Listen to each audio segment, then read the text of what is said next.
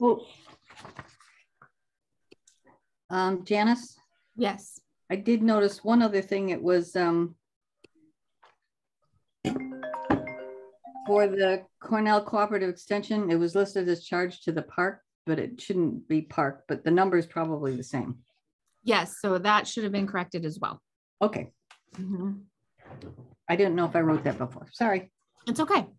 I'm glad that you catch these things. That was in the voucher, right? Yeah. On the abstract, it should be correct. Yeah, it does. Okay, yeah, let me fix that really quickly. Okay, so while you guys work on that, why don't we have the public hearing?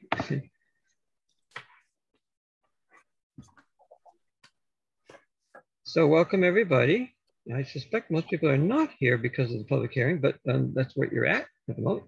The public hearing is on the potential extension of the Ball Hill Road Hamlet neighborhood to add 2 properties on the, I guess it's sort of the southwest end, just before Libro. Oh. And there's a draft map. Maybe we could, anybody they could share the draft map? It's on the, let's see. You have ready access to it, Janice? You could screen share it. No, David's here then. I don't. If David could do it. Yeah. Welcome, David. Welcome back. Thanks. It'll take me a minute to get it up. Okay. All right.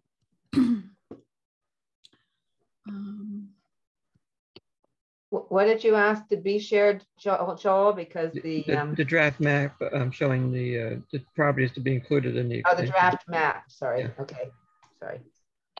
While he's putting it up, would it be possible for someone to give a brief description of the intended purpose or reason for doing this and the expected effects?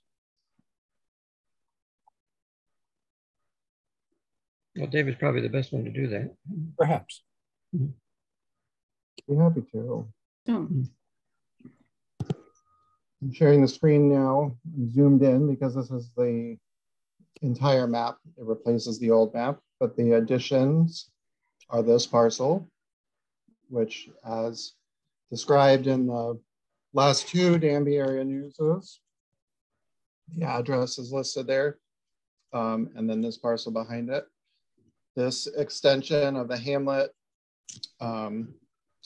was in response to conversation about a property owner there who had previous conversations with other town planners about development potential there, and it really is a part of the hamlet, and the town wants development, particularly residential development, clustered in the hamlet.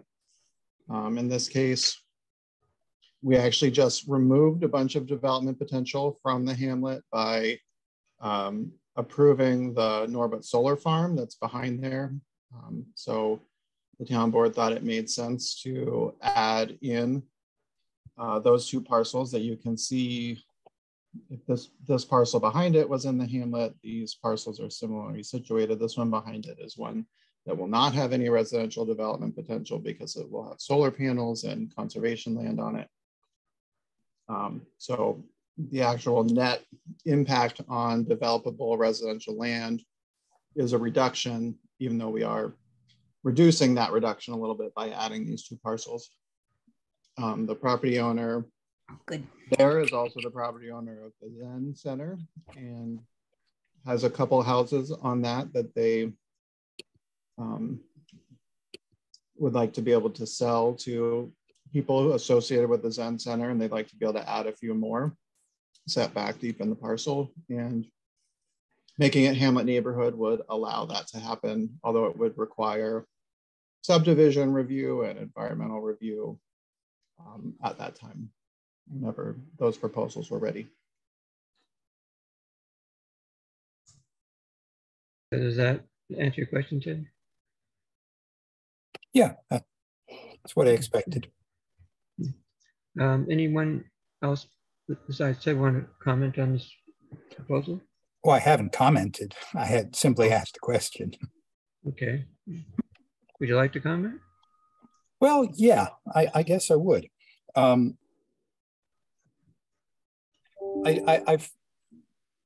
have to admit that I'm a little bit befuddled about this because of what I would consider the lack of information on the actual effects of this, in spite of the fact that I've listened to much of the discussion, maybe all of the discussion that has occurred at the town board meetings. I'm sort of surprised by David's description of this as a net reduction of the potential housing, when in fact, net reduction relative to something that's cannot happen and never will happen.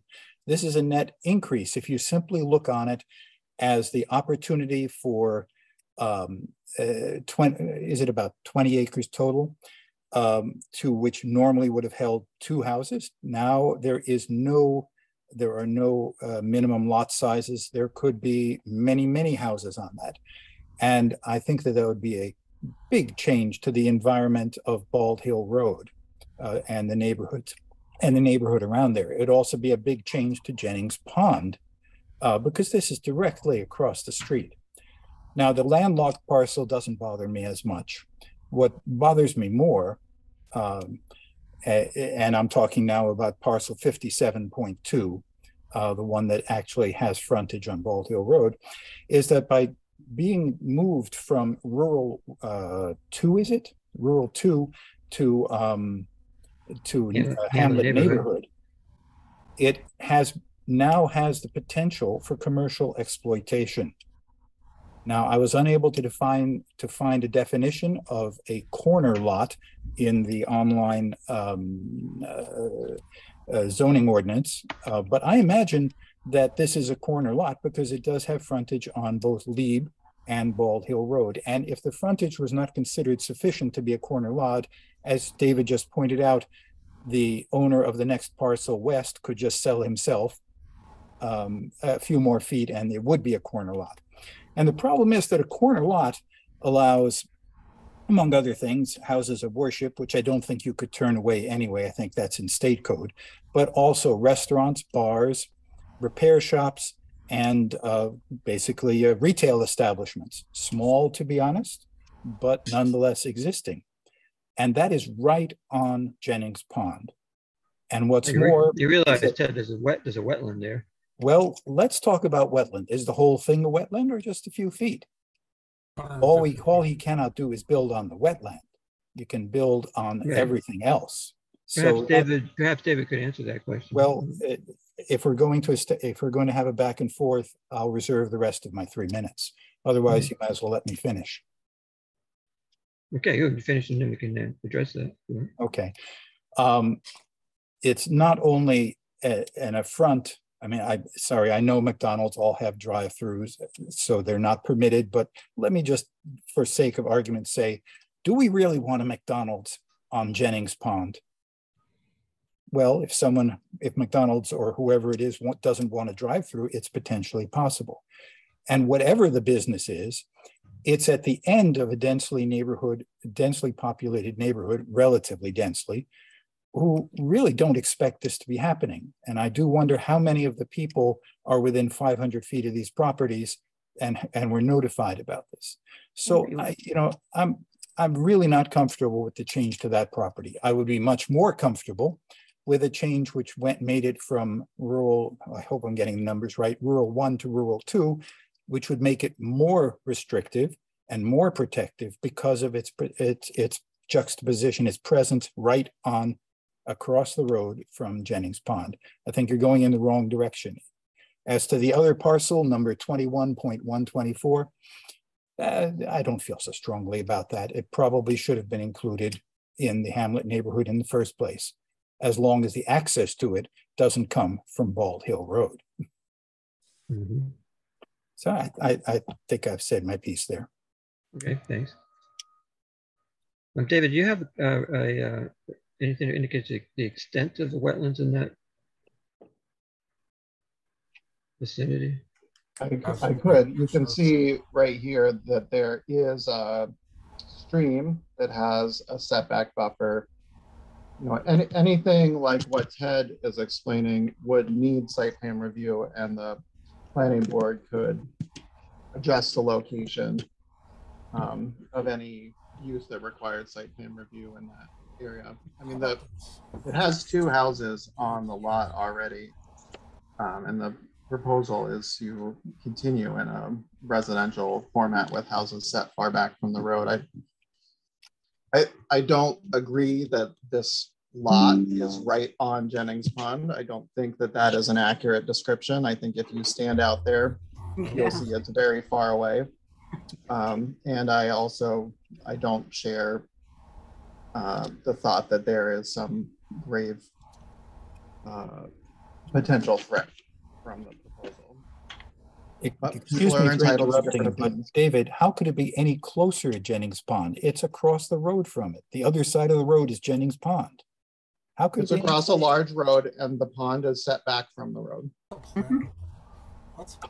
I've walked that property in that area. The wetland is not very big. It's not extensive at all, like Dave's map showed. Doesn't matter. Well, yes, anyway. It does matter, David. Please don't be dismissive. It doesn't matter because, why don't we write the DEC tomorrow? Who's speaking? Who's speaking? Mark Gugino.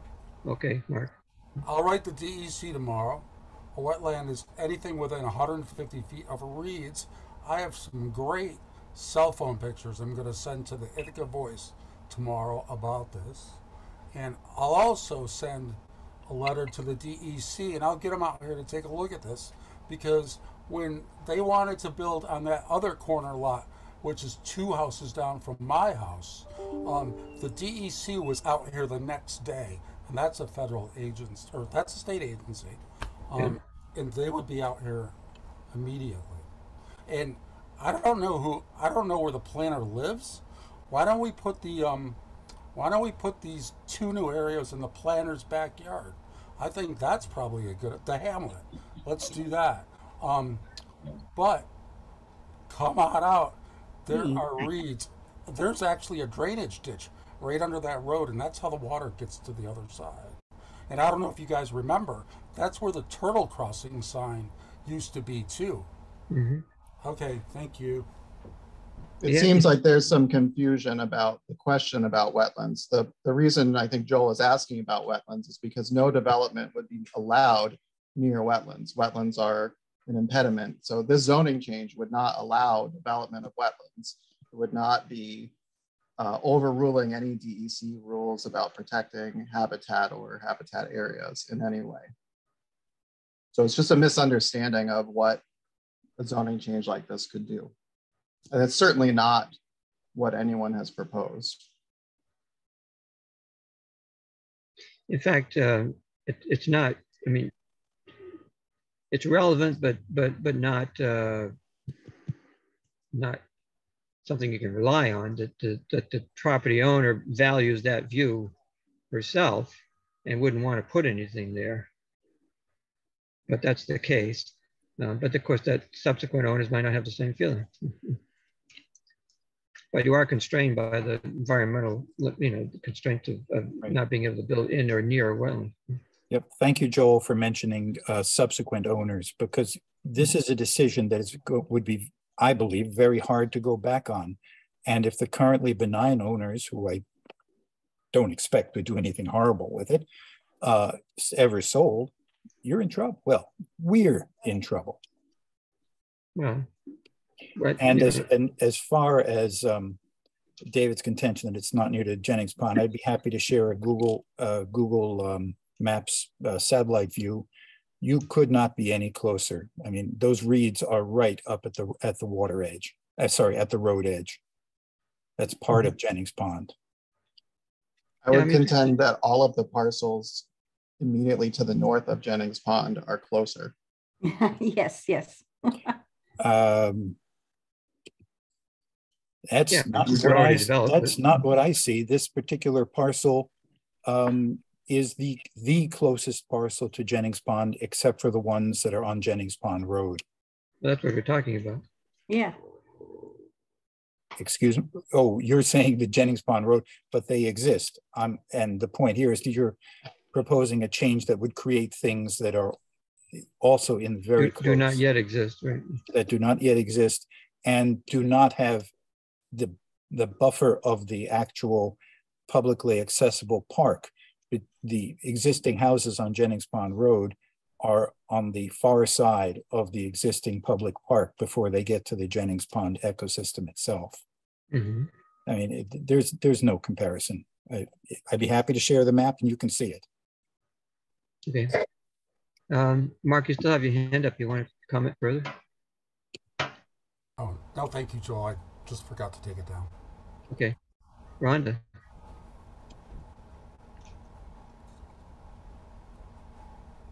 Well, I there you wasn't go. planning on spending my 3 minutes correcting all of the fallacies that are coming out of people's mouths here. But I want to make sure you understand that I am probably the only person who has ever walked behind Jennings Pond. And I have walked all the way down. Excuse me, Catherine, but I am speaking. What do you mean by behind, Rhonda? All the way down around the pond and down into the marsh on Michigan Hollow Road. I have been all over. I have kayaked the pond many times, and I am listed with parks as being the person who picks up the trash out of the pond. And I can tell you exactly where the borders of the water are, and the water line goes all the way up to the reeds, the cattails, and the cattails go all the way up to the pavement of Bald Hill Road. Mm-hmm. I'm hoping David understands that, and that is directly across from the trees that are on the creek that runs into the pond. Mm-hmm. Is there anyone who doesn't understand that? I don't think so. Okay, good, because it's the rails that breed in the cattails between the water line and the water line of the pond and the pavement. And you can stand there right at the edge of the road and see the rails. There is no doubt about it. That is a wetland. But what I was really going to get at is something that really bothers me a lot more. And that is that I feel that the people on the northern part or the northeastern part of Bald Hill Road are not ever being asked themselves what they really want for the next 30 years of Bald Hill Road. If this is a hamlet neighborhood, what exactly do they want that neighborhood to be now and in the future? And I would like to see the town actually get involved with a group of people to work on that, rather than having this meeting this way and making the decision without the people, most of the people from Bald Hill Road being here. This is a road where people walk the road all the time. They hike the road all the way up to the Finger Lakes Trail, or from the Finger Lakes Trail. They get off the bus on 96B and walk to their homes along the road. They hike and bike and walk their dogs. And there is a use of that road that you don't see on a lot of other roads in Danby. And what that means is, by use, I mean they're physically walking in the road as if it's a very wide public sidewalk. And so any building, whether it goes on Bald Hill Road or goes on Leib Road, or if Ted should die and not have his house and property in an easement on Ted's property, any more building will have a negative effect on the people and the neighborhood on Bald Hill Road. And I really think, in all honesty, you need to be asking the people on Bald Hill Road what they envision. And I'm not going to be the one to claim to envision anything for them, but it's obvious that they feel very much closely attached to this road already. And therefore, I am totally opposed to any of this building without the consent of the people who live on the road. and I don't see them here for the most part. I'm here. Well, you're here, and that's good, but you're just one of many. That's because we I never see got Debbie noticed. Benson's hand up. It's because we didn't get noticed. Yeah. Debbie, you want to speak to this? Yes, thank you. So I do live on Bald Hill Road, 58 Bald Hill Road.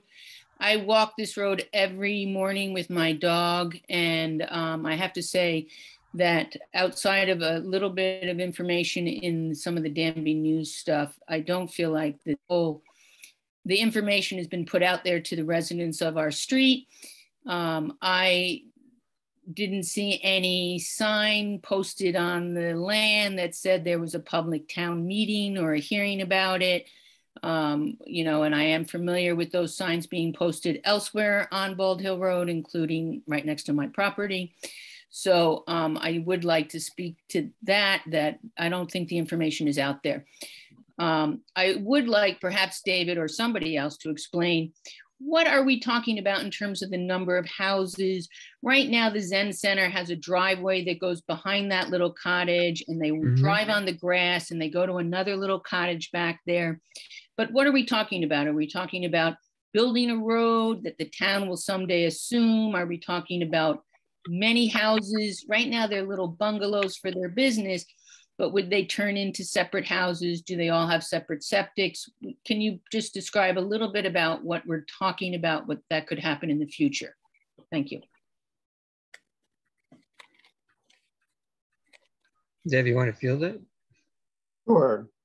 So it's a bit difficult to talk about what is possible, because what would be possible there would be as much as would be possible on any of the other parcels in the zone. I can talk about what would be possible without further review, which would be a total of 4 houses. There's currently 2 houses. So without further review, if the zoning was changed, there could be a total of 4 houses. My understanding is what the owner would like to do is to add a couple more houses far back from the road to be able to then subdivide those and sell them to people who are associated with the Zen Center who would like to live nearby. The constraints on development in this zone are mostly the requirements of the health department. And it's very difficult to do any lot smaller than a couple of acres because of requirements of septic and well spacing. We don't have any way around that at the moment. So, you know, that is what the owner has proposed, is that they would like to be able to add a couple more lots far in the back of the parcel. Like I said, anything other than an addition of a maximum of 2 houses on that lot would trigger some additional review and procedure. Can I just a quick follow-up, if I could, please? Sure. So the property that's right on Bald Hill Road across from Jennings Pond Road, which was an existing house that burnt down a few years back, or many years now, and was rebuilt, and then they put another cottage behind that. That cottage behind it, is that on a separate septic and therefore could be subdivided into a separate piece of land? And that's what we're talking about moving forward with perhaps another 2 houses. Yep, that's correct. And you're talking about parcel 57.2, which is on Bald Hill Road. How many additional houses could go on 21.124 via access through 57.2? Well, they don't share the same owner, so that would be pretty difficult. But, you know, I think we really only included that parcel because it would be a very odd shape for the zone to exclude that parcel. And we're trying to keep the zoning as rational as possible. Since this was a town issued change and not just a response to an owner. It was about the town making an adjustment that makes sense to the zone as we've encountered new realities since the zoning was adopted. So, you know, the owner of that parcel, I believe, is the owner of the house to the north of the parcel along the street. And they haven't expressed any interest in development, but it would make sense for the long-term future of the hamlet. You know, that is kind of the contiguous area of the hamlet shape. One last thing about the road, like, would they have, it's just an access road for the two additional houses, which become really three, or is it just they drive on the grass? Can you touch on that a little bit, David? If they wanted to subdivide it, they would have to make a road and they would have to get the approval of the town to do so. If they wanted to just have additional houses on the lot without subdividing, it could just be a driveway. Without putting any words into Debbie's mouth or anyone else who lives there, I would personally would not be surprised if one of the reasons that the solar farm met with local approval, and I'm sort of local to that area too, is simply because it was a better alternative than the expansion of dense hamlet housing into that region. I will speak to that, thank you. And I have, for the 30 years that I've lived here, been opposed to downtown Danby being accessed through the access road on Bald Hill Road next to my property, for the record. Mm-hmm. Thank you, Debbie. Bill, you have your hand to it.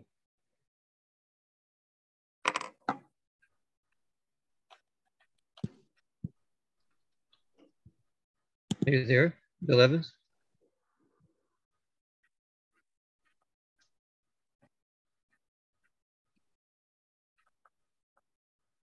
I'm not hearing anything from Bill, who has his hands up and is not muted, near as I can tell.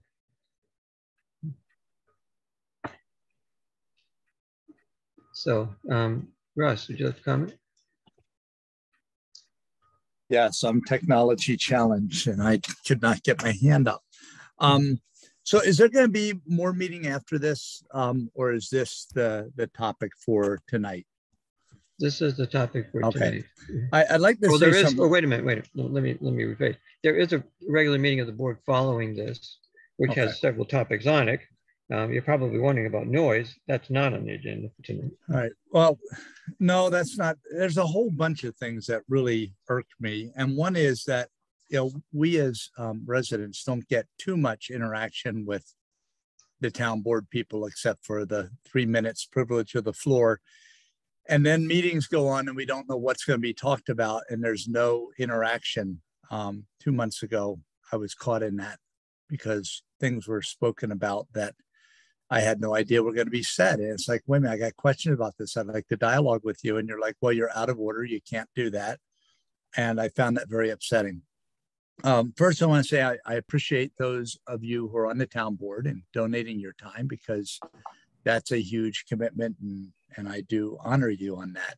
However, I'm not sure I'm happy with the way that that the town board in general, with some specifics, so I'm not sure who I'm pointing the finger at, are leading. And I think, believe it or not, I agree with a little piece that Rhonda said about talking to the people who live there. Go talk to the people who live there and find out. You know, those who govern us, and that's you, the town board, are not here to impose your will on us. I sure hope not. I'll take the high road and expect you're not. But you're here to represent us. And you're not just here to represent the majority. You're here to represent every one of us. And I know a lot of people who have been shunned and pushed off and pissed off so much. And I've been pushed off and shunned, but I haven't gotten to the point where I'm like, the heck with the town and the town board and the governance people and F-bombing you. I do know some people who will and just won't come to these things. They don't have tolerance for that. But I don't see you representing us as a town. I see you representing your group, your clique, your like-minded people. Let me give you some examples. The noise control thing. I listened to that 2 months ago, and that's when I tried to talk about other things. You liked a retired cop who was very pro-noise thing. On that thing, somebody touted how 105 people signed a petition for the noise law. The same exact second, there were 188 people who signed a petition against it. Now, it was not spoken verbally, but it was in writing by someone from the town. It was up to 188 people. So if you want to look at raw numbers, 188 grossly or greatly trumps 105. So at that point, you had a lot more people against the noise law than for it. You've now got something with the conservation easement where you have 4 hand-selected people. Not one of them is a large landowner. And the one person who owns 39 acres, frankly, is a good old boy with the town board. His wife is on the town board or the planning board. And you're not getting people who represent the other side on things. And that irks me. So I've got a question. I want you to search your heart and your soul and say, why are we doing this? Are we just trying to accomplish our political agenda and impose our will and draconian things on the townspeople? Or are we really trying to lead? A member of our town who's on this thing suggested to Joel that on election day, there is a vote about whether we are this for noise control or that for noise control. And to see the numbers by those who vote. I don't see a problem with that. We're not voting on a law. We're just simply saying, yeah, we are for it, or no, we're against it, and look at the people and listen to the people and then govern as the people wish you to govern. That is my heart. That's what I'm speaking. There's a lot more issues, and I think my 3 minutes is up. Thank you for more than 3 minutes and off the topic, but well, it's on the topic. It's town board stuff, Joel, and it's very, very important. Yeah, I see you shaking your head, but it's very important the how you context. govern, and it can't be a little clique that does these things. Okay. I'm just saying the context. I'm just saying the context is wrong, Russ. But I let you speak. When because we is have a the relatively context right? I don't get to. I just want to jump in and clarify that we're actually during a public hearing. We're right in the now. midst of a public hearing on the topic of the Hamlet extension on Bald Hill Road. Comments to that effect, to that topic are in order, and anything else is out of order. But I allow Russ to speak because we have a relatively light agenda, and it's not an unimportant point that he's making. So I just wanted to add that as well, because I had a few comments in the chat that people were confused. This is currently the public hearing, and privilege of the floor will still come later. Right. So there's still an opportunity later on, although you're limited to 3 minutes. But Bill, I see your hand up again, and I actually see you now. Okay. Can you hear me now? Yes. Okay. I just am curious, is there any, does Danby have a long-term plan for its relationship with Jennings Pond? And I'll just say that I realize that this proposal is of 2 additional houses sort of in the back is. They've got a meeting after this one. Sorry, I feel like that this is a relatively small proposal adding this to the hamlet now, but I can't help but look at the proximity to Jennings Pond and feel like in the long term, this is chipping away at it. And I don't know if the town, if there's any kind of document in the town that really appreciates what we have with Jennings Pond. I mean, Jennings Pond is priceless in many ways. And even though this may not directly impact it that much now, maybe a very minor impact, I think over the long term, what I don't know is once we potentially put this in the hamlet and change the zoning, is it out of our control? I mean, I'm talking about the next generation. And I think that there's something that it might be interesting to bring the Conservation Advisory Council's perspective, because I think they're looking at the long term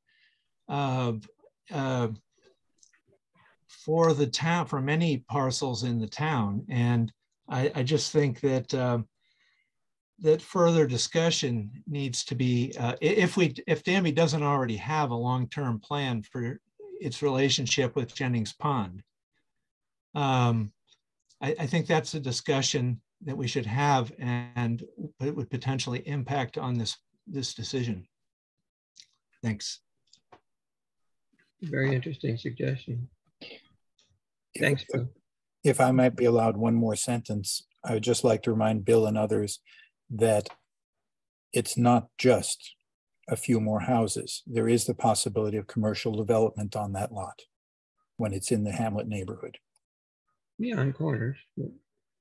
And it's a corner lot, so it is commercial development.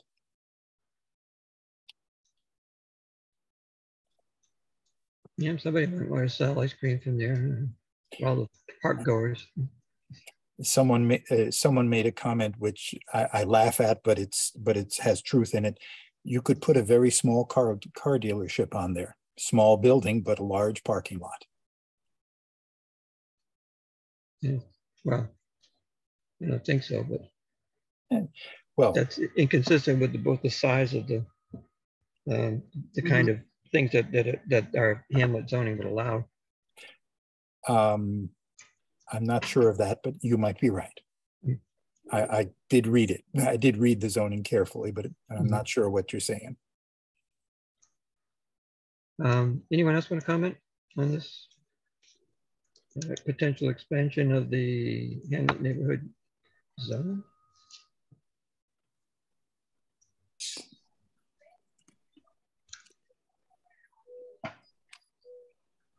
Okay, then why don't we close the public hearing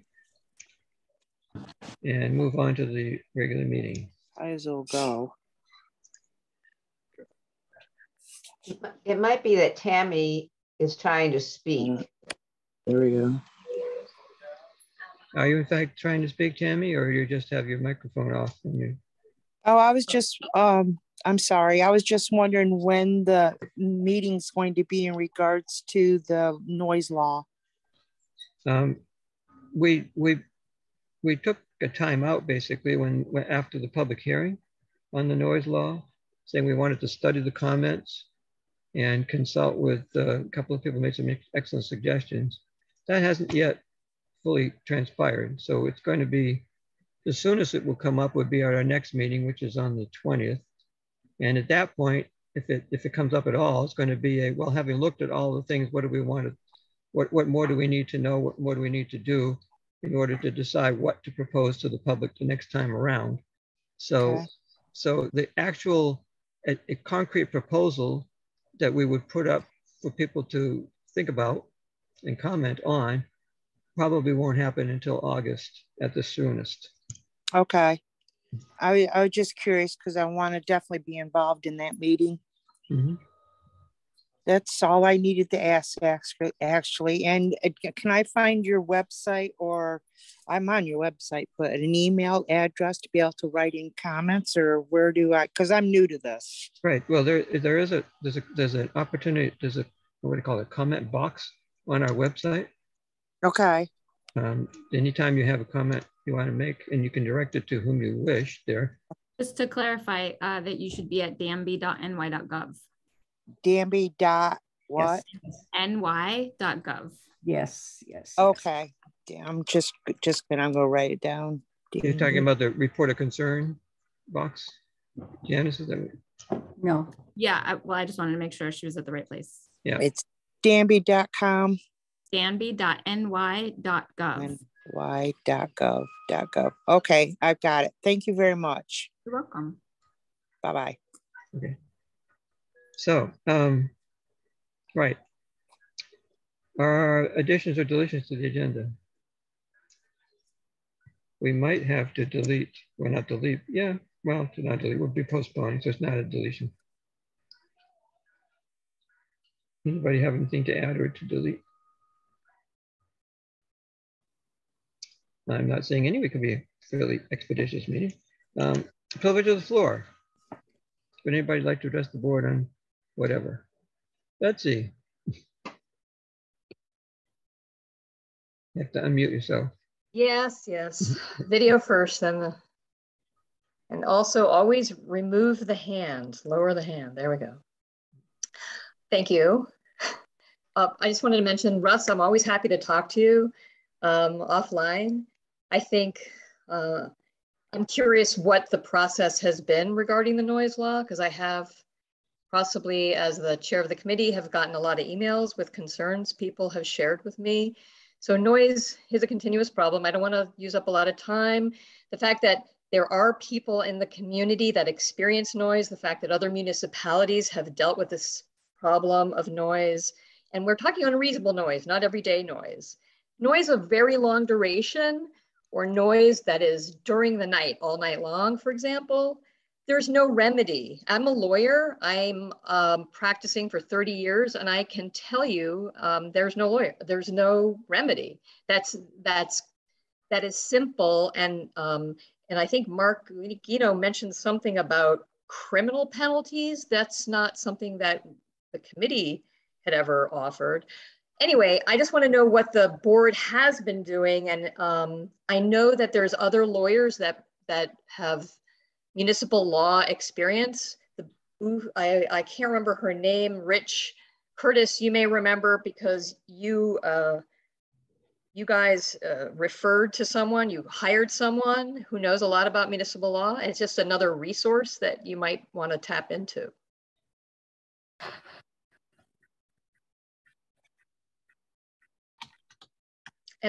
And if I have more time, I have a question about the dog law, that the amendment.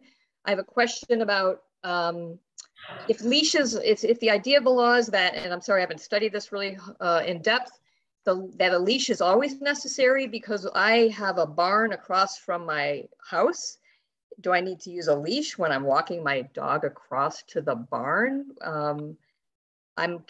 Okay, you're shaking your head, Russ. I'm just, if someone can, because it sounds like it's not, you're getting rid of the voice control part and you're adding a leash. That seems to be the crux of the matter. So if someone can answer the two questions, what is the board doing with regard to the noise law? And second, about that question about the leash. Thank you.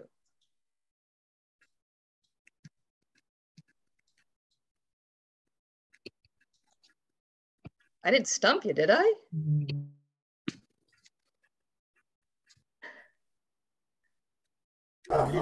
Where do you live? Betsy, where do you live? Who wants to know? Attorney Mark Cucino. Joel drop off the call?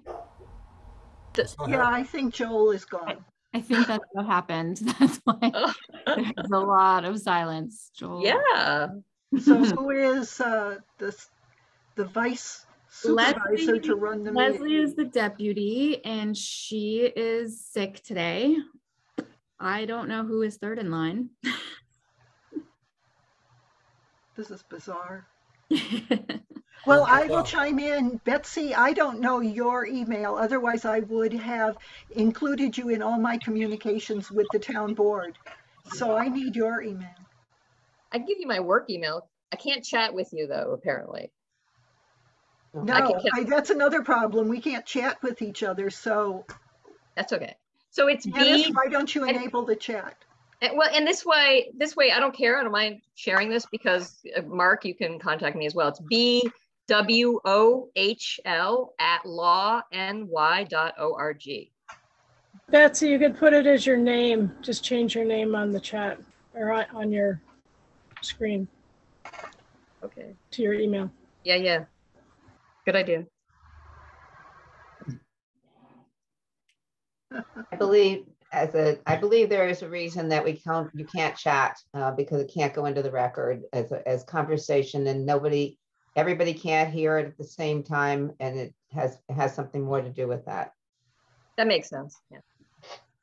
Anyway, there it is. Okay, thank you. In terms of the noise law, I know Leslie, in fact, has been doing a lot of work gathering information together so that we all have everything in one place, and gathering information about different resources that we can look at. Until we have all that and get that information back, it doesn't make sense to bring it forward. And that just turns out to be a very time-consuming process. because there's been a lot of information and we don't want to leave any of it out. And then there is suggestions of various people to talk to, and we want to make sure we actually talk to all of them ahead of time and get negatives and positives. All of that will take time. So that's why we're waiting, and it probably will be at least another month. And honestly, I know you spent a lot of time working on it and looking up stuff. And now we're trying to put all that stuff together and from other sources. So it will take time. Sure. I just noticed there was some misinformation out there, and I just wanted to make sure that the board was aware of what was factual and what is, misinformation. Yeah, and that's why it's taking time to get it all together and to check it first. And I don't want to rush. I don't want to rush on this kind of thing. It's way too important and way too complicated. I can't believe how complicated it is. It doesn't sound like it should be complicated, that people should be nice to each other and not noisy, but unfortunately it is. I don't understand it. And in terms of the noise law, it wasn't requiring leash. It was requiring leash. Before it was requiring leash or voice command. This time it doesn't. We just took out the voice command part. So if you can control the animal by any other means, because some people can control it by snapping their fingers or stuff. And that wasn't in there. So the thing was that we took that out.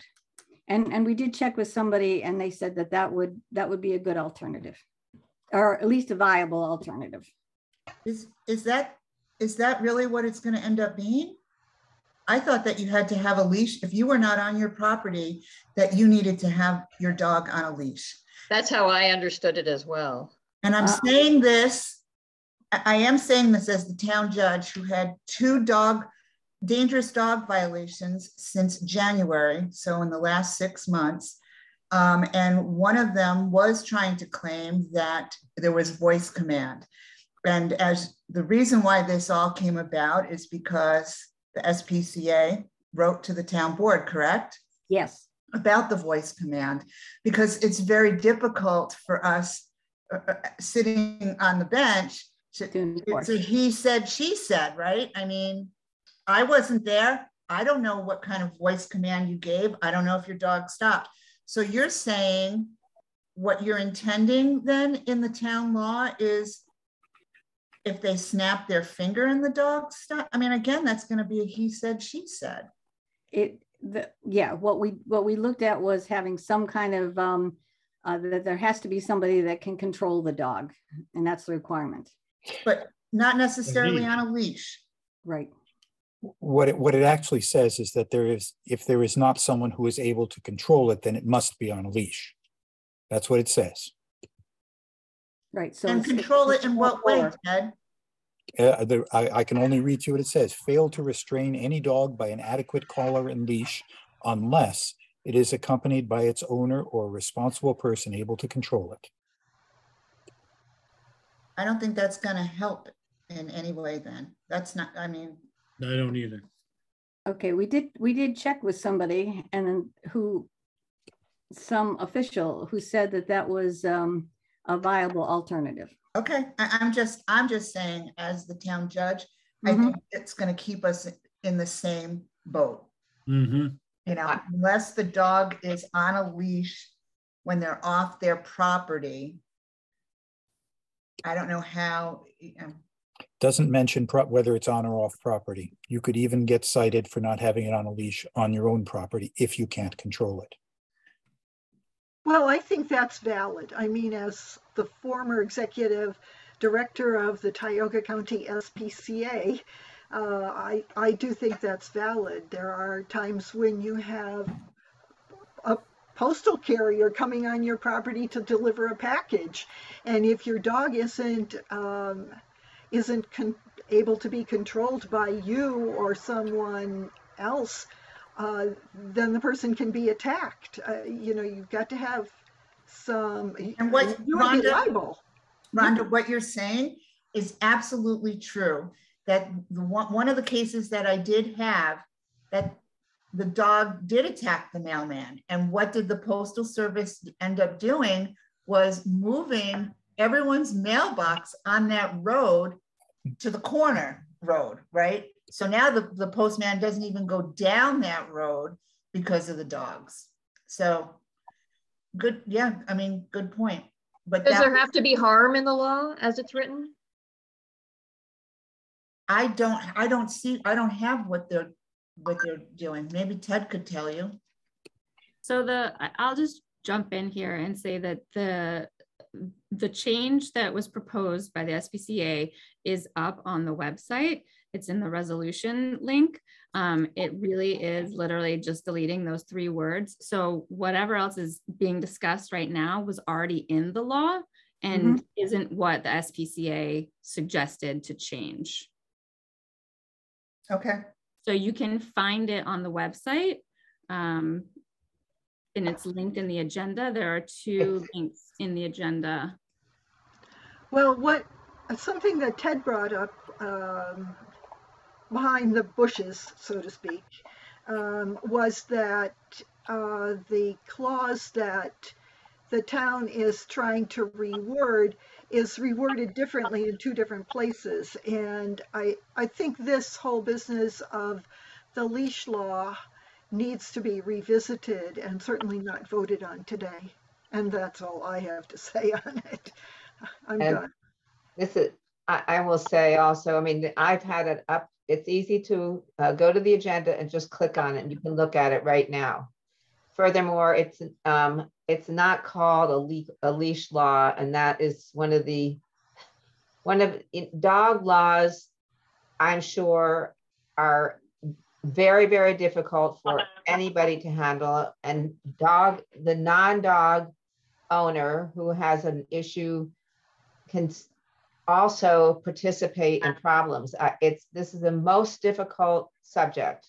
And I recognize and I understand what you were saying, Rhonda, about being the chair or the president of the Tioga County SPCA.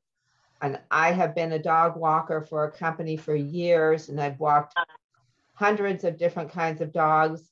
And I've had control over dogs when places where they're always on a leash and other people's dogs run up, or the dog on a leash, that person can say, stop. It's a complicated issue. And I think maybe Joel's back too. Yes, I am. I gather we're having further comments on the privilege of the floor. Yes. Yeah, and so I don't know if you can see my screen, but this is literally the one, except for Joel, section 7.2. This was the change that was made. So. And it is fair to say that the change simply deletes the words by voice command. Correct. Correct. I have a question, because the SPCA people you've talked to probably aren't lawyers. I don't know, but I'm just guessing. They're SPCA people. It was the enforcement person, not the. Yeah. And there are some lawyers here. What's wrong with just saying that a person, the owner or the person who is responsible for the dog is responsible for any damage or harm it does? What's wrong with that? Well, now you're talking about major changes to the law, but yeah. In other words, let's not focus on the method. Let's focus on the harm done. Okay, but then there has to be a definition of harm. Some people say if a dog pees on your lawn one time, that's harm. That now we're back to what's moral character. You have to define harm. And we only have this change. That does not mean that this law can't be revisited in the future. This is the only change that is under discussion for this. We've revised. This is the law that's on the books that we're talking about revising. That means that laws can be revised. Well, good point. But to use your example, this law allows a dog on a leash to pee on anybody's lawn. Well, that's different than that's totally different, Ted. The whole business of peeing on lawns. I want to jump in here because I think we got a little off topic with Joel having difficulties getting in and out of the meeting. I think Joel is back, and I think that Joel should take back over privilege of the floor. Are you able to do that, Joel? Yes. I mean, unfortunately, I'm limited to my phone connection, but I think okay, so I can help you out. I can definitely help you out. I can't see everybody, but that's the way it So we is. have hands So- up from Rhonda, Teresa, and Ted has a hand up. Okay, for privilege of the floor, right? Correct. So Rhonda, have you spoken yet? Well, I started, and I would just summarize what I said. We've all been talking about the dog law, and I suggested that you not vote on the dog law tonight, and that you revisit the whole topic, because what you're proposing to do isn't going to resolve the problem. And there are lots of people who would like dogs to stop pooping on their lawn or whatever. That's really not the same thing as the dog being under your control. A person could say, well, the dog was under my control and he went and pooped on your lawn. So there you are. But anyway, I would like you not to vote on it tonight. That's it. Okay. Next was it Teresa? Teresa? Mm-hmm. Yes. I just had a question with regard to the agenda. I went on around 2:30 this afternoon, and there was one version of the agenda.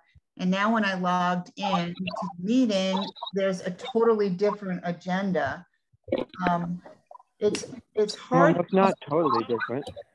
Well, the noise ordinance was deleted, and it appears that other additions have been made to it. I don't recall seeing all these other. Well, maybe I'm. There's nothing new. There's a little bit of elaboration that happened, because I thought it was a little bit hard to parse if all you saw was proposed resolution for law number 7 without saying what the heck that was about. So I added dog control law, that kind of thing. But also, the only deletion was the noise. The agenda was ready a week ago, and noise was not on it. Janice added it because she had questions from people this morning about was it on, and I guess she said that, I guess she thought maybe it was supposed to be. I didn't put it on. It was not my intention to be on the agenda tonight, so I deleted it after I noticed it. So for a few hours there, the noise, the discussion of the noise law was on the agenda, but it is not on it anymore because it was not intended to be there. And so what is the time frame that the agenda should be posted prior to a board meeting? It's supposed to be, well, we're shooting for 2 days. The board should have it within a week, which is to say and the board did have it a week ago, because the board has access to it on the work drive. The town's internal and external platform for electronic communication. The fact that, and Janice, I think, told me just a little while ago, she thought she had linked it to the agenda, and discovered today when she get people asking about it, that in fact that had not happened, although she thought she had done it, which is why I didn't get up until today. But that was not our intention, nor is it it's not what we aim to do either. Okay. Yeah, I actually was under an impression that it was linked after I had sent the email to the board. So I apologize for that oversight. And the other, I have 2 more quick things. The noise ordinance. I'm a little late in this game, but I'm wondering if you could tell me who is on the committee or was on the committee, and is there some kind of written report regarding what they found?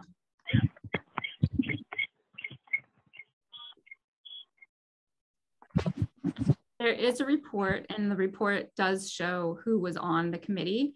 The report is on the website it's in the documents library, and it's under, it's under town reports, in the category town reports, noise committee report, February 2022. Okay. And the last thing, I have to agree with Catherine about the dog law. Maybe you want to pass these few word changes in that one section, but overall, maybe the whole law should be revisited and a committee set up with regard to it.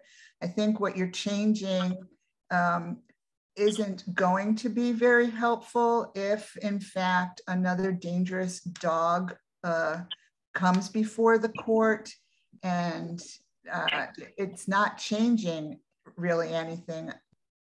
The fact that the last one that I had, the gentleman said, well, my dog was under my, command from my voice, but the victim that got bit by the dog says, no, the dog wasn't, right? And so now just because we're taking that out and saying by any other means, I'm back to the same start, he said, she said. So I think maybe you should consider revisiting the whole law. If it bit him, it was not under his control. I'm sorry? If it bit somebody, it was not under his control. The person should be liable, I would think. I'm not a judge. No, exactly. But what I'm saying is they were trying to prove that they were that was under control, and that the other dog was aggressive. The dog that was on the leash was aggressive. I mean, it's a whole big long thing. But anyway, the voice command thing turned into be a he said, she said, and I just think maybe the whole law should be revisited. Well, I certainly did wonder, Teresa, whether or not this change would address the underlying problem, but the reality is that the SPCA enforcement people thought that deleting those 3 words would make it clear that the dog had to be under control by whatever means, and having a voice control in it just added confusion. But, well, Joel, that's not really true. I mean, the SPCA officer suggested something different, and then you guys discussed the whole thing and suggested deleting those 3 words. It wasn't the SPCA. well, what? Okay, I'll qualify what I just said. We had a discussion, and since the issue that was raised was the voice control, the board asked, would it suffice to delete those 3 words? And I asked them that question, and they said yes, that would deal with it nicely. Yeah. And are they lawyers? They're the ones who asked for the change, and that is what they agreed would work for it. And for now, that's what we have. But I think all laws can be revisited, and I hear the request for revisiting this one. Yeah, and in fact, when I asked Guy Crow, our attorney, to create the legal document for us to pass, local law, whatever it is, number 7.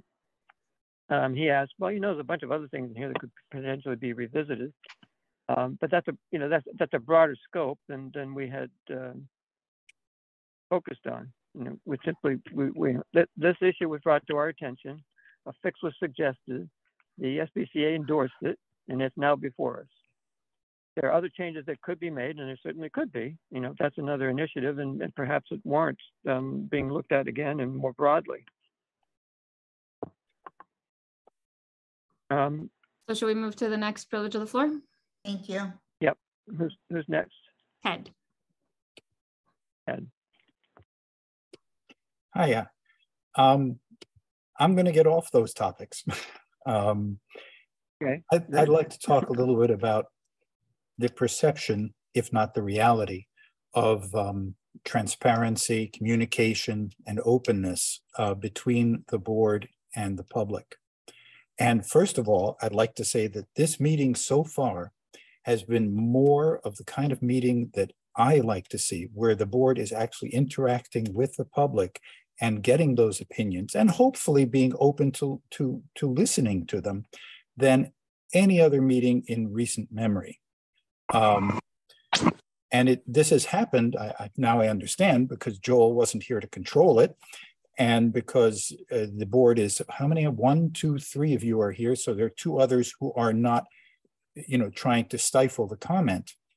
In other words, I'm happy with what's going on here. I think you're getting good work done. Well, you know, subject, Ted, I have to say that, you know, my control of the meeting is simply to keep it within the context of the rules that we've adopted.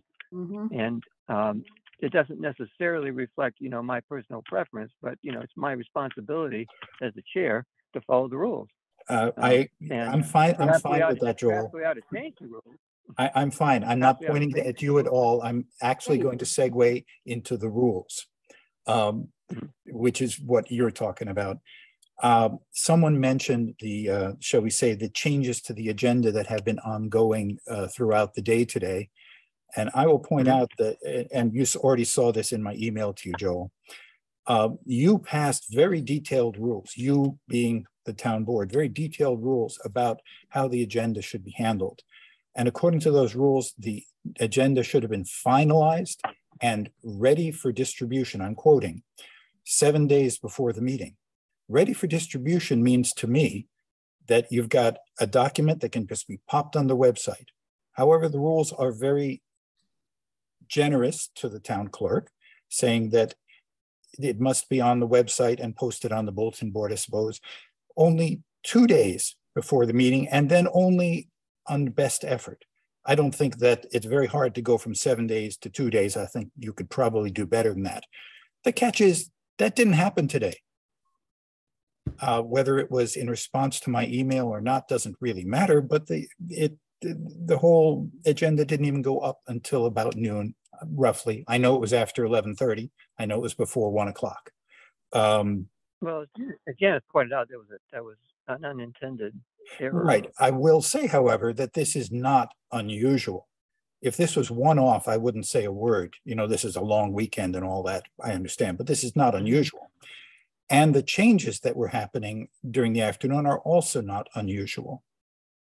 And I made other comments about it, you know, which I've already mentioned, about how the public hearing, the public was not really provided with an awful lot of information and warning about this. That's neither here nor there. I think you want to do better. You passed rules that say you do want to do better. You've got to, I'm hoping that you can live up to those rules. And speaking of rules, I'm just going to segue. I know you're going to love this, to to you, Joel, telling Russ that he's out of order in his comments. I will agree that his comments took an unusual route to make his point. And I will also agree that as the chair, you can decide by whatever means you want that he was out of order. I didn't feel that he was out of order, because he started talking about the subject at hand, which was the public hearing on Bald Hill Road zoning changes.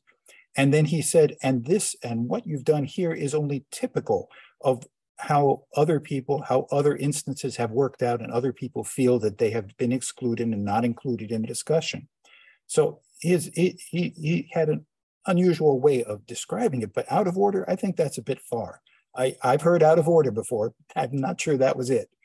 And I'll come back right to the beginning. I think the kind of back and forth that we've been having during the last, look at that, 7:10, more than an hour, is excellent.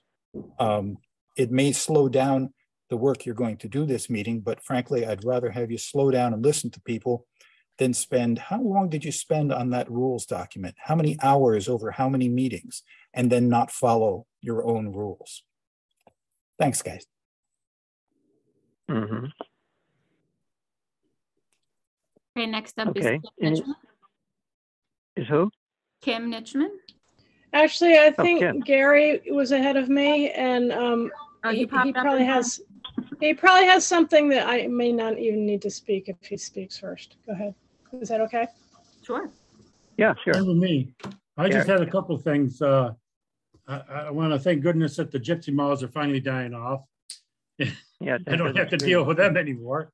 Also, on the noise ordinance, I sent a letter to the board asking the question about putting a question on the November ballot.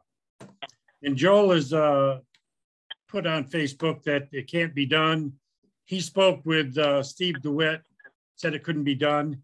I've got an email from Steve DeWitt saying it can be done if the board gets the question to the Board of Elections by August 8th. So I don't know if Steve doesn't know what he's talking about, or he's telling you one thing and me another thing. So that's up in the air. So yeah, I don't know. So, and I've got the email to prove what he said. And as far as the noise ordinance, go ahead.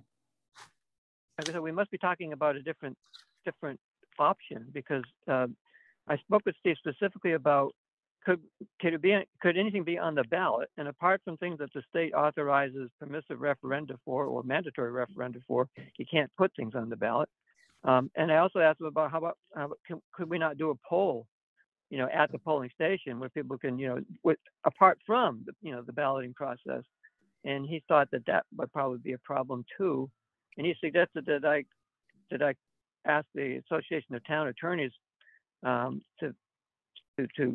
address the matter, and I did, which is what I conveyed in that Facebook post, because I'm trying to remember now. It wasn't anyway. One of the AOT attorneys, the one that I can't remember, whose name I can't remember at the moment. Is it possible that when Steve replied to Gary, he was thinking you could find some inventive way to put it on the ballot that does fit within state rules? I kind of would like to hear the rest of what Joel was trying to say, even though it sounds a little convoluted. Joel, can you just say what you started to say? Well, what I discovered when I consulted with the attorney from the Association of Towns was essentially confirmation of what I said in the first place, and what Steve said. But I'm not an expert, said Steve. I asked the AOT attorneys to be the case, which is we do not have the option as a town in the state of New York to put to referenda anything other than what the state authorizes us to put to referenda. And there's only two kinds of things. One's where the law says you make this law, it will be subject to referendum to confirm the decision. Or two, you pass this law, and if people object, and you have a petition with a certain number from a certain number of people from within a certain number of days, then that would result in a permissive referendum. Except for those things that are listed that way, you do not have the option of putting to referendum anything else. That was my understanding, and that's what the Association of Towns attorney confirmed, that we can't do it, even though it might be nice to do it. There are lots of times when the town board might say, well, instead of us deciding on this controversial matter that has raised a lot of contention and interest, if we could just put it to the people to decide. But New York State doesn't let us do that. It's not an option. And obviously Steve doesn't know what he's talking about in this case. Well, I mean, I don't know what he was talking about when he was talking to you, because when I spoke to him, he was saying something different. So if you could share that email with us, perhaps we can figure out what it is that he thought you were saying that is different than what I heard. Because all I told him was there's a subject in town that seems to be a heated discussion right now amongst the townspeople. And is there any way we could put a question on the ballot just saying, are you in favor of a Danby noise ordinance, or are you not in favor of Danby? And he says, if they get the question to me by August 8th, it can go on the November ballot. That's what he told me. It sounds to me like the difference is the wording that you said, can we place a question? And I don't know whether that comes up as the same thing as a referendum, and it may be the syntax. I don't know. I mean, that's interesting. Did you use that word, Gary? I said, could we put a question on the November ballot? Is Town of Danby in favor of a noise ordinance, and just a yes or no? And that's when he emailed me back. Get the question to me by August 8th, and it can go on the November ballot. Mm-hmm. So that's where I stand with it. And just a couple other things I wanted to say about the noise ordinance. And, there is, if we don't pass this law or some sort of law, there is recourse. Mm-hmm. And there's a nuisance law that you can file in county court. It may be expensive, but it's going to be to the person doing the complaining, not the entire taxpayers of the town of Danby. There's a case one of the attorneys has filed suit already against a local business, not in Danby, but in the county, of nuisance law because they have their bands every week and they're too loud. The complainant has hired an attorney and is filed now. So there is recourse. It's just that the people that are doing the complaining want the town to pay for it and not them.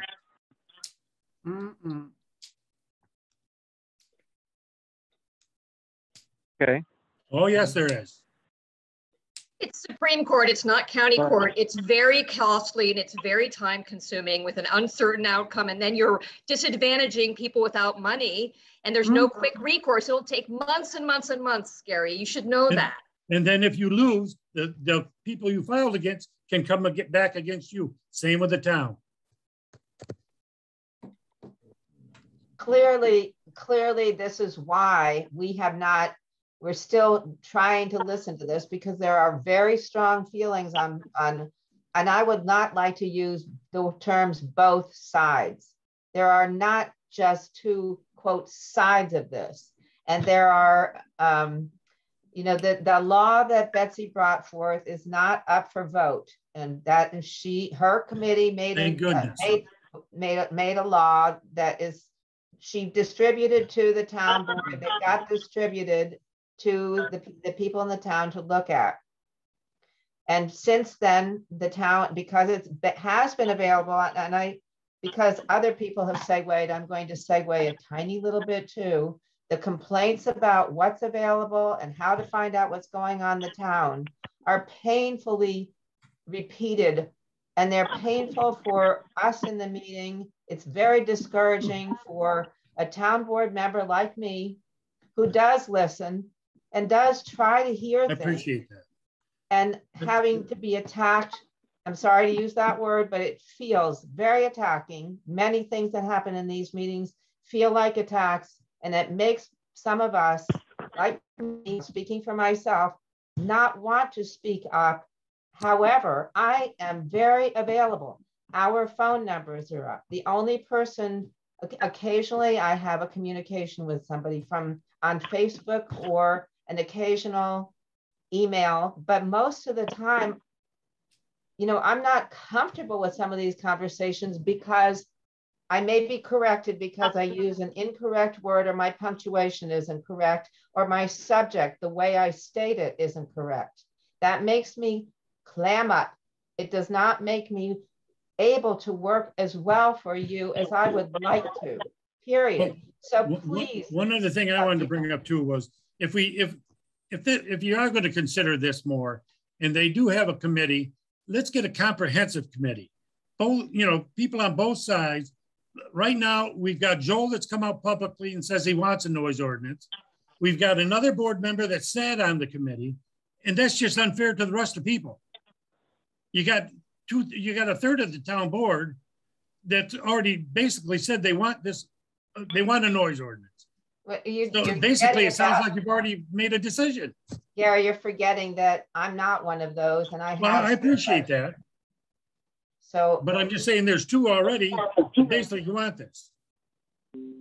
I think that I agree. I appreciate your suggestion of a committee, and that may be one of the things that we do come out with. And we haven't decided because Janice and Leslie have been working hard to collate and make it possible for all the comments to be seen, and that matters to other people in the town because frankly, when I read various and sundry comments, I can say, well, I can see that problem, but I don't see this kind of law solving that problem. Or I can see that reason for not being for it, but I don't see a way that we can address it with the current version.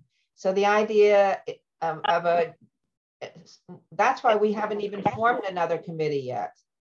So please be patient and go ahead and send your comments. And frankly, I'm going to say, I'll try and say one more soapbox. The world is full of anger right now.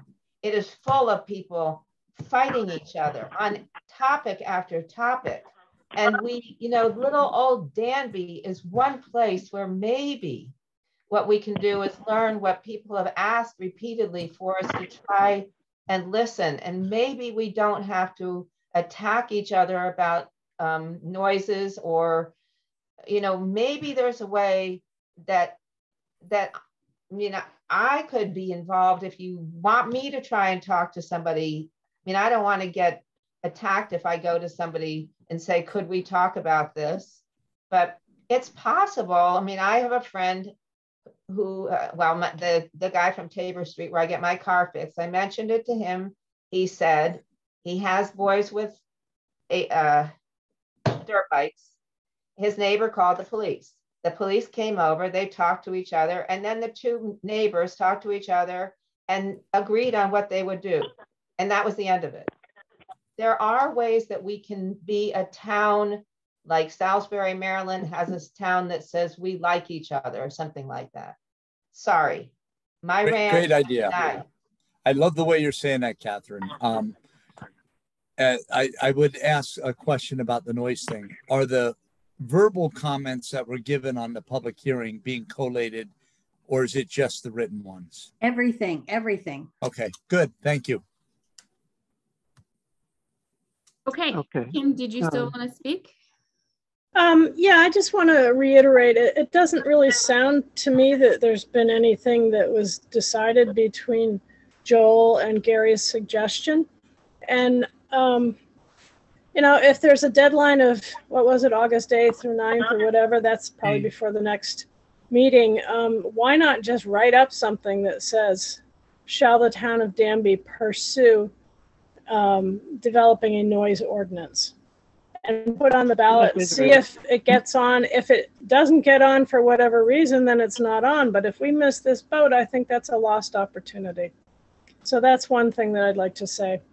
The other is, I agree with, I think it was Gary said, and you know, this is something that my husband has said also. We really should have more diverse people involved in the different kinds of committees or planning. And Catherine, I just really remember getting to first hear or know about you when we started doing these things for the tax, the land planning group. Yeah, what was it? The conservation easement, the thing with that planning group that we were doing. And we were doing it to serve the town board and serve the planning board. And I just thought it was a beautiful thing. And I'd say possibly 25% of the people that are on this call now were involved at one point or another. And there was some great discussion and some great outcomes. Although I'm not so sure how much is really getting put in. I hear different things. I don't really know what the truth is. It's hard to understand. So anyway, all to say, you know, I really want to encourage Joel or whoever else might be the town board to put something together, just a one-liner, put it on the ballot. I don't see how there's any harm in that. And, you know, let the people of Danby make that decision whether we should pursue it or not. And, you know, finally, I was on another call, I guess it was a month ago, and they decided to put a lot more information. And I think maybe what Pat was saying, you know, put together all these different comments. But you know, I think that the major thing was that what they were working with, and I'm not sure if that's Betsy's Law or what, but that it was very, very subjective. And I would add also that it was rather draconian. You know, the first, again, who knows how subjective it is, but the first offense, it was a certain amount. And then the next offense within 5 years or something was a huge amount.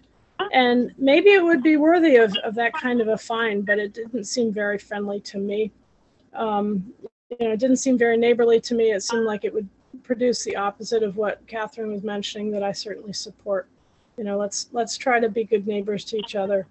And anyway, that's all. Thanks for letting me talk. Okay, thanks, Kim. Can you hear me now? We can hear you. Okay, good. I have video on my other computer, with a computer failure, but I don't have a camera. Can I respond? Or a microphone. Because you don't have a camera? So, but at least I don't have a camera. So I can see you, but you can't see me. Oh, you can see me. I didn't know if I could respond. Well, yeah, go ahead. Okay, just really briefly, what's a little bit distressing to me is that we actually as a committee put a lot of work into this, and we talked to a lot of people, and I think I hear a lot of fear from people, and maybe it could be a better law. It was modeled on the Ithaca town law. We looked at a lot of different laws where noise laws are on the book.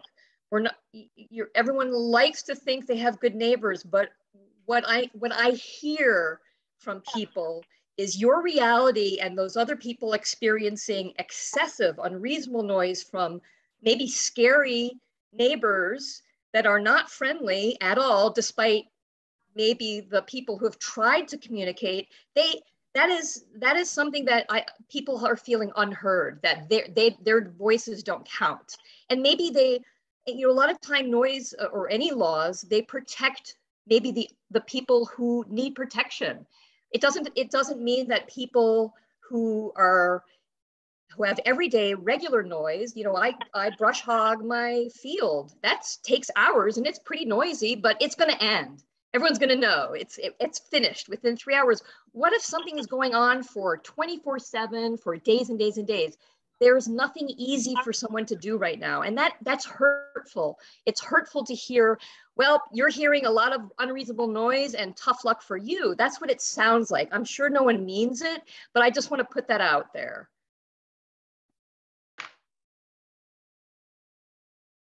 Okay. Thanks, Betsy. I guess, all right, go ahead, Russ. Thank you, Joel. I'm going to change topics. 2 months ago, I'm going to go back there where I couldn't talk because I was out of thing. Back to the planning board group thing. We did have a fantastic experience with people very, very diverse from both ends of the spectrum and everything in the middle. And I want to say to the board the whole thing behind this law. And I don't know which of you have had your taxes go up. Which law are you referring to? When you say 300%, meaning 3 times. Taxes that used to be $3,000 are now $9,000. I know all of our taxes have gone up because home values, and depending on your slice of the pie, it may have gone up, may have stayed the same, or it may have gone down. Some people did. But landowners, we were assessed 10 years ago, 12 years ago at $1,000 an acre, and it's up over $3,000 an acre currently. That's a 300% increase, which is far greater than anybody's house. None of your houses, not one of your houses has gone up 300% unless you did a huge addition that's 3 times the size for the town of Danby. But this is what's happening for large landowners. And so most of you are not and don't understand that. And, you call it your view, which I object to, but I can live with that. It's really, you enjoy the view. Yes, it's a view you see, but it's owned by somebody else who paid for it, and somebody else pays the quote unquote rent, the taxes on it. And so we went through all these different people. There had to be over 50 people in the planning group itself, and the subcommittee that came up with it. Ted went and found the state law already on the books that we could just mimic. It went before CAC, planning board, town board, all around, kicked and flipped over 20 times. I didn't think it would ever be successful, and it got voted to send to the state. The state approved it.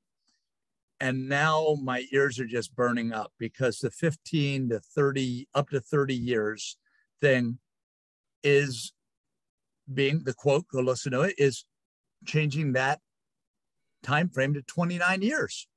And I had a talk with somebody, and I'm not going to mention the name, but explaining why. Well, we know everybody will go for 15, so we're going to make it 29. So you're basically imposing your will on landowners who are willing to make a trade to say, we will not develop anything for 15 years. And the payback is we're going to get a tax break for that duration. And at the end of 15 years, we can re-up. And 30 years, I don't know how many of us on this call will be here on this earth. You know, I will be 90 by then. But who knows if I'll be here? Probably not, possibly. But in 29, you know, in 50 years, I won't be, I'm sure. I don't understand why the control.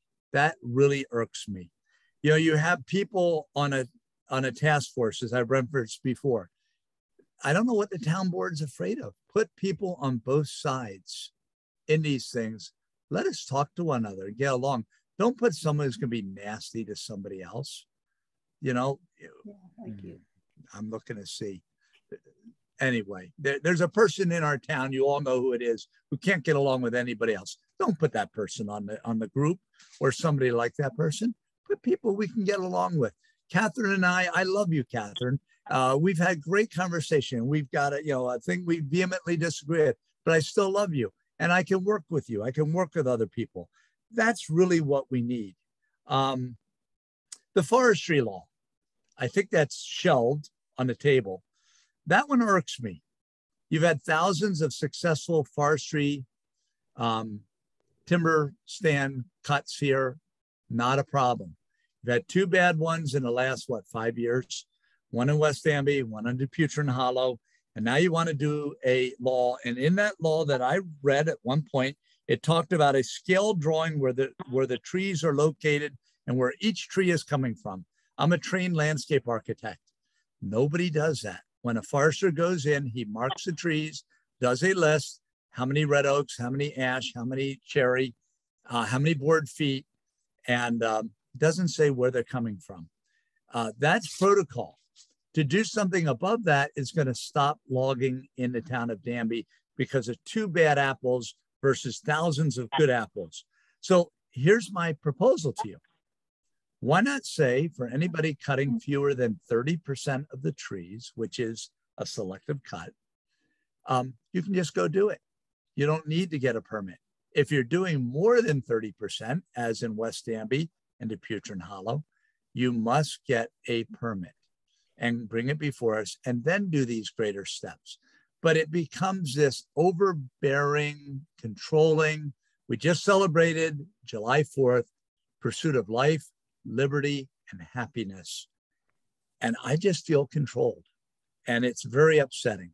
So as a resident of this town, as a voter, though my vote may be a minority, I'm going to sit back and watch the actions and see what you guys do. And if you're bringing diversity in there and putting people who are on both sides on committees, or you're just having the good old boys club, like I said, I'll watch. I'll see if this thing gets to the voting thing to put on our election day vote and see if we try it.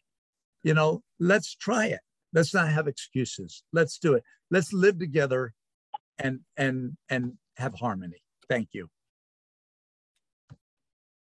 I see Rich Curtis has his hand up. Oh my God. Actually, it's Joan. Rich is here too. He's here too. I agree with a lot of what I'm hearing. And I think that we do want to work together and we read comments, and I feel a little bit like Catherine, when you hear these targeted attacks, it makes you want to shut down. And you don't want that. We want to work with one another. We want to come up with solutions, whether it's about forestry or zoning, where we're working with each other. And I think that's what makes Danby the great town that it is.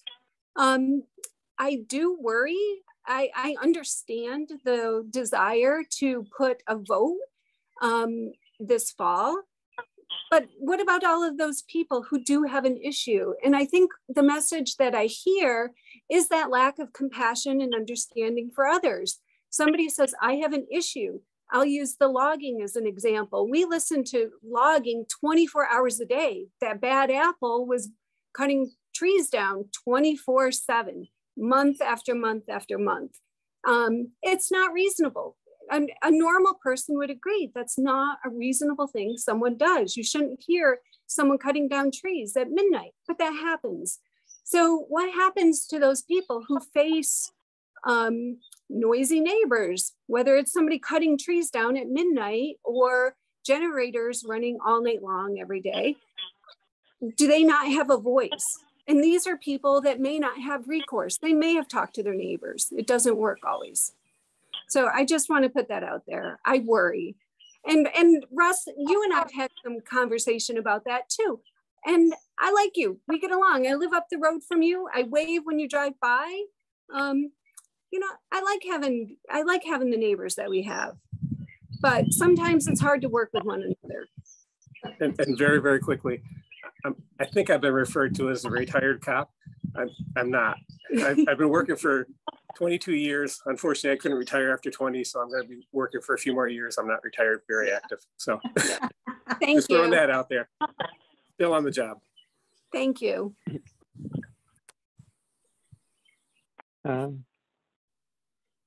Further comment from Ted? Yeah, I can be pretty brief. This was something that hearing Russ made me think of this. You know, comments by Russ and Catherine, in fact, just now, Joan and Rich, specifically about that tax exemption for large landowners. The shorter term periods were removed because of mistrust, and I believe the right word might be suspicion. The suspicion that someone might take advantage of the town by taking a short time period and then go ahead and sell it anyway. Well, you know, it's not paranoia if they really are after you, and it's not bad to have suspicions. But what got lost in the suspicion was the truth that you still got 15 years or 5 or whatever the number is. You still got 15 years of protecting the quality of life of all the neighbors around you. And that alone is worth a few tax dollars, and it was just a few. I mean, I'm on the large landowner side of this thing, but if I was a small landowner, when I lived on King Road, I was a relatively small landowner, and the big guy was across the street. I would have given anything to get 15 years more of not having a bunch of, pardon me, I'm not saying this nicely, a bunch of mushroom houses growing in the field across from me. I loved those fireflies. It would have been worth $10, $20 a year extra for them not to be there if the owner could have been given a break on the tax. So you have to think, suspicion isn't always wrong. Sometimes it is, but suspicion isn't the thing that should be guiding us. The overall good in the short and long run is what we should be looking for. Thanks. Okay. Just to clarify where we are in the scheme of things and that implementation of the state enabling legislation, there was the town board, as I recall, passed it to the CAC. CAC created a committee, a subset of the CAC, basically anybody who wanted to, and that group has been talking, and in fact, what Russ alluded to was one thing that we seem to be come to agreement on, but we also stepped back from that in recognizing the importance of the participation of the school district in the impact of this. When we implement it, if we can get school board participation, that's more than half the taxes that people pay in local taxes.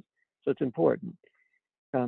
David suggested that we should get the school folks involved in our discussions of implementation rather than put something out there as saying, how do you like this? We have the law that enables some options, and we have clarity from our town attorney regarding what flexibility we have within the law. The next step is going to be to work with the school district officials to see what their thoughts are on what they would be willing to support, because having the school district support is important to the effectiveness of that law. We could do it without it, but it'd be a lot more effective if we could do it with them. So there's nothing concrete on the table as of yet, Russ. Well, it is also worth noting that by not taking action, you're not basically saying to the school board, we believe in this. We've done it. You're letting them, to them, it's a completely revenue neutral item. They just simply have I to. understand that, and that's part of the argument that would be profiting to them, of course, when we bring it when we but initiate discussion. Right, but they'll very rightly turn back and say, well, why haven't you? Because we're waiting for you. And all of a sudden you're into finger pointing and passing the buck, so to speak. And it is big bucks for some of us. I would like to speak under privilege of the floor as well. Who is this? Jan? This is Janice. Mm-hmm. Yeah, sure. All right, I would like to speak to the board about business meetings and interactions with the public. My understanding regarding business meetings is that is a time to do business amongst the town board members, and that interactions with the public happen any other time. The public has email access to the town board, phone numbers, as Catherine mentioned, to the town board. And I think a lot of neighbors, I haven't lived in this town as long as most of you, but it seems like everybody knows everybody and knows where everybody lives. So I think that I feel that, if the town board business meetings are to get business done, we are almost at our 2-hour mark and we have done no business. Okay, and when I take that back, we started the meeting at 6:39, so we're an hour in. Okay, we haven't done any business actually. So the time for interactions with the public, for the public to make their voices known and heard by the town board, is to actually speak and interact with the town board outside of business meetings. I think, it's very easy to go to the website. We tried to make it very easy to have people submit complaints, to, reach out to the town board directly via group emails. And so I just want to state that I feel we're getting a little bit mixed up in this, and I hope the town board will consider that privilege of the floor is for the public to have their opinions and voices entered into the record, and outside of business meetings are time for interactions and the board to hear complaints, suggestions, ideas, and whatnot. Thanks. Would the board be open to the idea of meetings like this in addition to business meetings, so that things can be aired in the open, not individual one-to-one to be reported as someone said, but so we can all hear each other? Well, that's an interesting suggestion and worth talking about. But we do have to be careful to get through the business. To come back to the context of all of this, the public has a right to observe the government in action. There's no right to participate in the deliberative process of the legislature, which is essentially what people are asking to do, and to sort of participate in the conversation or the deliberations when we're considering an issue. We have public hearings. That's what they're for people to give us their opinions on the matters that we're taking up. And then we have the business of the board to conduct. And I do have some discretion, and I do use it to allow occasionally people to contribute to a conversation when I think that they have something important to add. But it's not expected that you have that opportunity. That's not the way it works. Now, what's become apparent here as a result of this interaction, which is in part a function of my dysfunction this evening, is that there's a lot to talk about that doesn't happen in it with a 3-minute limit to people's contributions, and the interactivity is missing in a public hearing. If the public hearing is for the board to hear from the public, not to have a discussion with the public about the issue. So apart from clarifying points in order to facilitate that public input, it's not supposed to be a back and forth. Having an opportunity for back and forth, that's what we do and haven't had lately in public information meetings, or public opportunities for people to focus on and have a discussion about things. I think it's a worthy thing to entertain, and maybe the board would be willing to take it up, but because it certainly has been illustrative tonight that limiting ourselves to the formal context of a public hearing and of the 3 minutes in privilege of the floor has resulted in a certain amount of frustration with the inability to get, you know, a real dialogue going on topics of interest and concern. So I'm sympathetic to the idea of Joel, can I say just one last thing before you go on? I just wanted to say the opposite of what Janice just said. I've been coming to a lot of meetings. This was the most informative, interesting meetings where the board and the people can have a discussion and not just limit you to 3 minutes and cut you off. It's been real. It was great this time. It was, I know you got business to do, but something like this, I really appreciate. And one last thing, listening to the Curtises, I wasn't aware that they had chainsaws going 24/7 over something like that. Something has to be done for something like that. I mean, that's unreasonable noise, and they shouldn't have to be put up with something like that. So everyday stuff, you know, everyday stuff people do every day, but something like that is beyond reasonable noise. There's a lot of it going around, Gary, just want to say. So the all night constant for days on end, just saying. Different, sorry. Yeah, I understand. And that's the impetus for some of this consideration. So we're not done with that by any means. Okay, we're going to have to put an end to this and get to our business, though. I think everybody's had at least one round of comment here during privilege of the floor at great length. I'm going to throw my 2 cents in here and say that I don't like a 3-minute limit, but it's not. I'm not the one making the rules. It's a board action.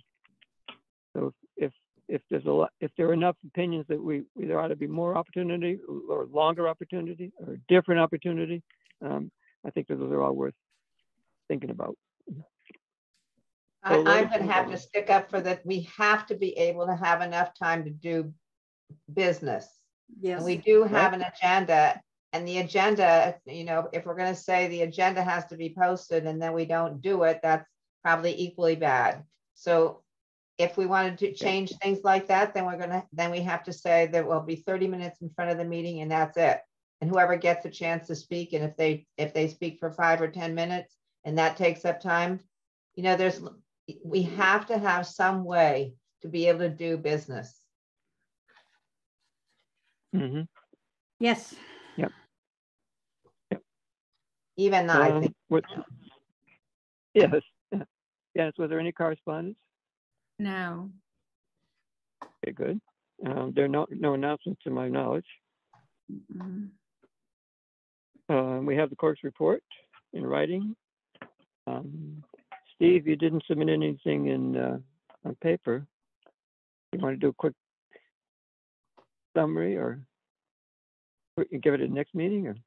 I will have my written report for you at the next meeting, but just a quick summary. It's basically business as usual. The permits for Danby and Caroline still at this point are rolling in daily and being turned around and going back out. It's never a dull moment. So, but hopefully it'll be coming to an end soon, and I can get back to dealing with Danby business more than sharing my time with Caroline. Thanks.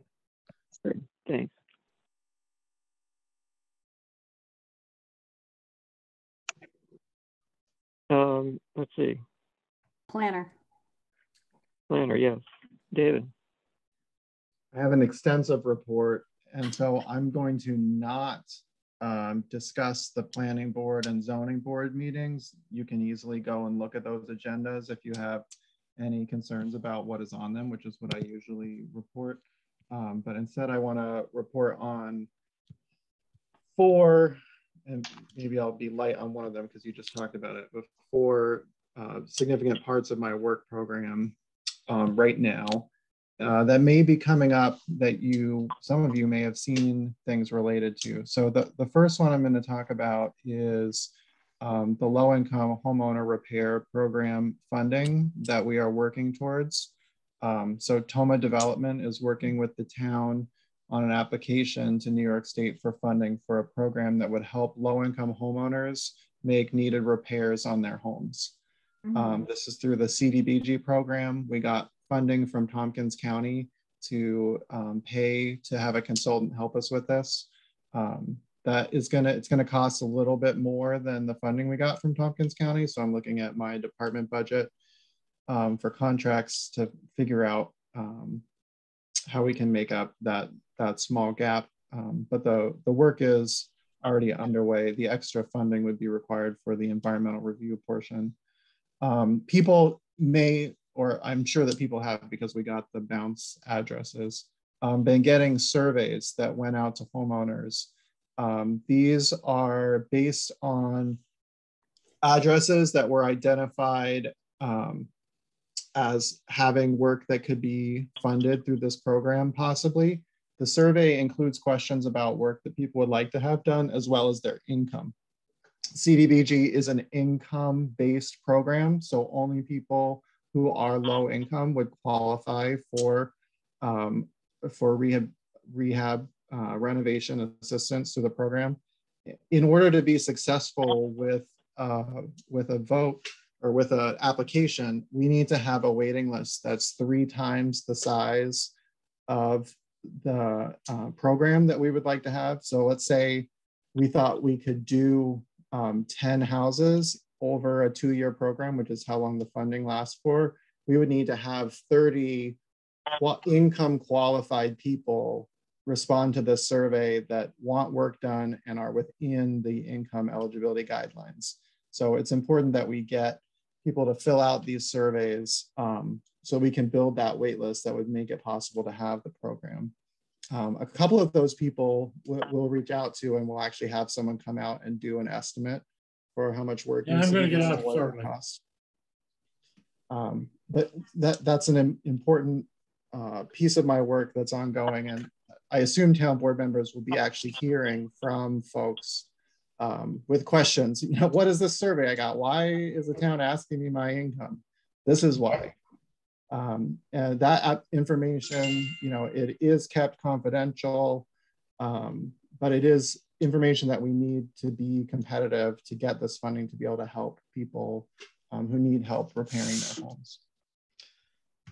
That's the first thing. The second thing is the Hamlet Septic Oriented Development Study. So we've been working, we got a $60,000 grant with the help of Hunt engineers, and they are looking at both Hamlets and Danby, trying to help us figure out how we can get the development, particularly in the Hamlet centers, where we've said we really want a chance to have some commercial serving the community. That's in our Hamlet Center zones, which is just the intersection of Bald Hill and 96B, the intersection of Gunderman and 96B, and the very middle of West Danby. Those are the most key areas that we have identified for making it easy to do commercial development, but a lot of the lots there are very small and are very difficult to develop on that lot because there's just not enough room for an individual well and septic on each parcel. So we're working with Hunt to find options, to understand the various options. And as part of that, a survey will be going out. So people are going to be getting lots of surveys. A survey is going out asking people about water quality issues that they've had or septic issues that they've had. Like the CDBG homeowner repair program, having documentation of issues makes it easier to find funding. And there is currently a lot of funding for infrastructure. There's more infrastructure funding than there's been in my lifetime right now. And so the town needs to kind of know what our options are. It doesn't commit us to actually doing anything at all, but it helps us understand where we should, or what options the town has, what can be done. The next is going to touch quickly on the conservation easement tax abatement. As Joel said, I was directed to work with the ICSD school board I've been working with the ICSD administration. Meetings have slowed a little bit because June meeting was canceled because of graduation. They've been canceling meetings because they have a new board. But our goal is to meet with the finance committee and then move on to the full school board to get support for a tax reduction for large conservation easement parcels in the town. Because, as Joel mentioned, you know, the school bill really is the largest portion of the bill. And the initial feedback that we got from school board staff is actually exactly the opposite of what someone said. Not, why haven't you done this yet? Why aren't you doing what you say you want us to do? It was, thank you so much for coming to us before you have something set in stone and involving us in the process, because we usually get left out of the process and we usually just say no to everything. But coming to us early in the process and involving us in how it could work is the most likely thing to get them involved. So, you know, it's never 100%, but I think that is going well. It's going slow, that's expected, but it is work that is progressing. The fourth thing, this will be new. None of you have heard about this yet, but there is a funding program called Safe Streets for All. And the Ithaca Tompkins County Transportation Council, ITCTC, is coordinating an intermunicipal group to pursue funding for what's called a comprehensive safety action plan. This would be headed up by the city of Ithaca, but other towns and villages could be members. I believe the town of Ithaca is going to be involved, the village of Cayuga Heights, possibly village of Lansing. And I think it would be great for Danby if we get in as a part of this comprehensive safety action plan funding. That unlocks a bunch of potential funding for safety improvements, particularly on 96B and on 3496 in the centers of the hamlets, where we've really said it should be safe for all people. People should be able to walk safely. People should be able to cross the street safely.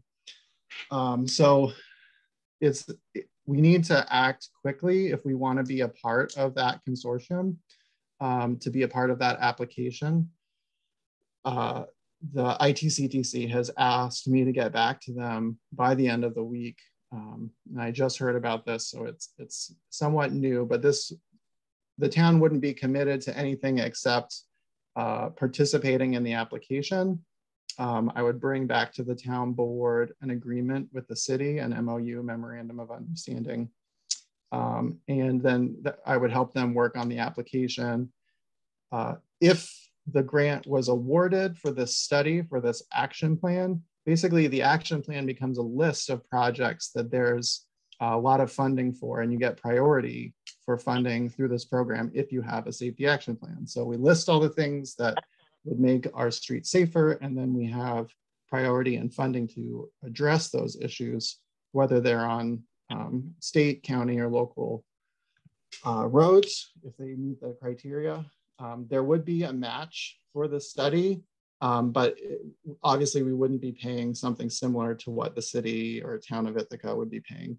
They want to make it really easy for smaller towns to be involved. So while it's not totally settled yet, I think if we get the grant, we would mostly use in-kind work, and it might cost between $2,000 and $5,000. So I'd like maybe a quick discussion from the board if you would like me to pursue this with ITCTC and get us to be a part of that study. You know, I saw that funding opportunity, but I didn't see how we could reasonably participate. So hearing that there's an effort to do it collaboratively makes a lot of sense. And I certainly would support us participating. Me too. Me too.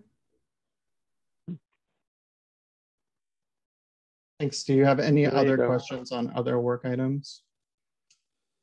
What? Do you have any other questions for me on other things I've been working on? Mm-hmm. Well, I am kind of curious about how it went with PDA, but that probably would take a lot more time. Yeah, happy to follow up later, Joel. Yeah.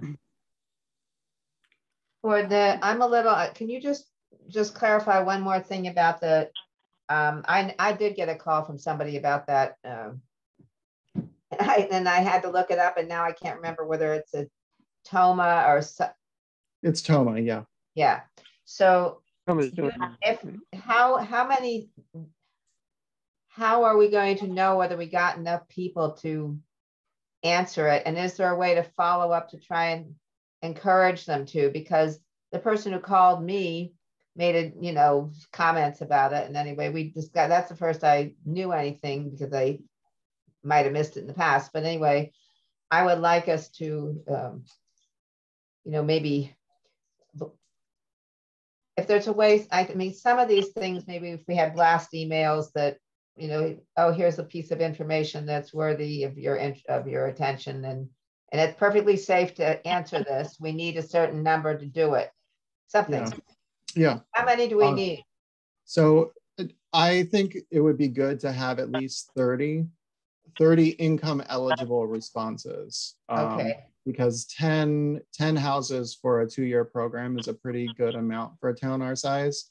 To put that in context, when the last time we worked with a consultant with CT Mail in 2019, 2020, right before COVID hit, we got 12 responses, and they weren't all income eligible. So we really need to do what we can. I think I'll talk to Janice about some email blasts and things like that to make sure that people know it's a legit survey, why we're doing it. And that's why I wanted to bring it to the board, because I figured you would probably be the ones hearing from people as well. I've actually been a little surprised. Toma was very quick on the gun, which I'm glad to see. And it was inconvenient that I happened to be on vacation last week, but you got to do it sometime. Yeah. Well, Janice was on it, and so was I. So that's why I went out when it did. Well, excellent. Thank you for supporting that. Okay, thanks. If there's some way to do other mailings or calling, that might be helpful if it's possible. Okay, thanks, Pat. Many low incomes may not have access to email or the website. Yeah, you're right.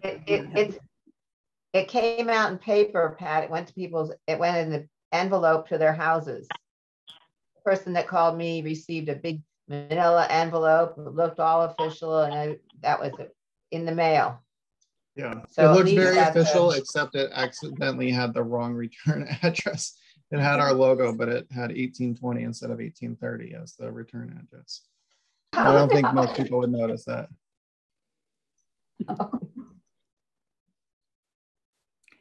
How did I not notice that? David, you've been doing a wonderful job. Thank you very much. Yes. Thank you. Thank you. Okay. Moving on to the consent agenda. There were a few uncorrected things in the proposed meeting minutes for June 22nd. And I think Janice agrees that we ought to pull that and deal with it next time. Do we have the other warrants all in order now? As far as I know. As near as I could tell, they are. Pat, did your questions get addressed?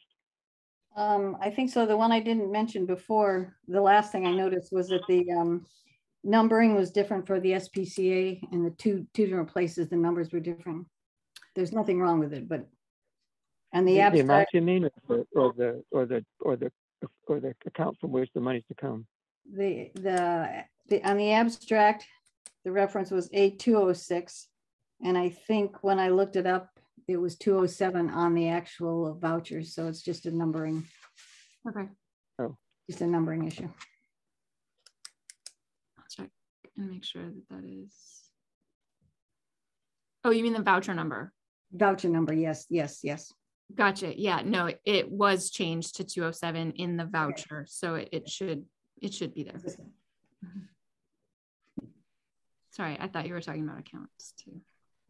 No, the accounts are fine. Okay.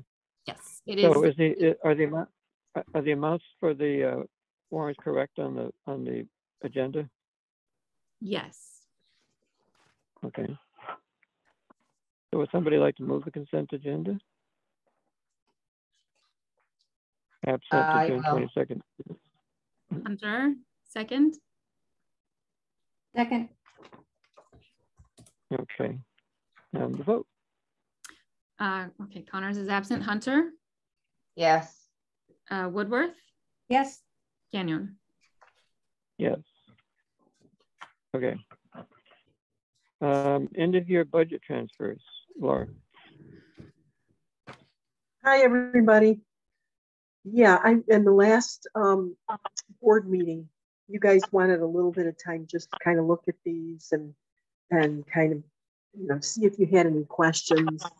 I mean, this is something that we do every year.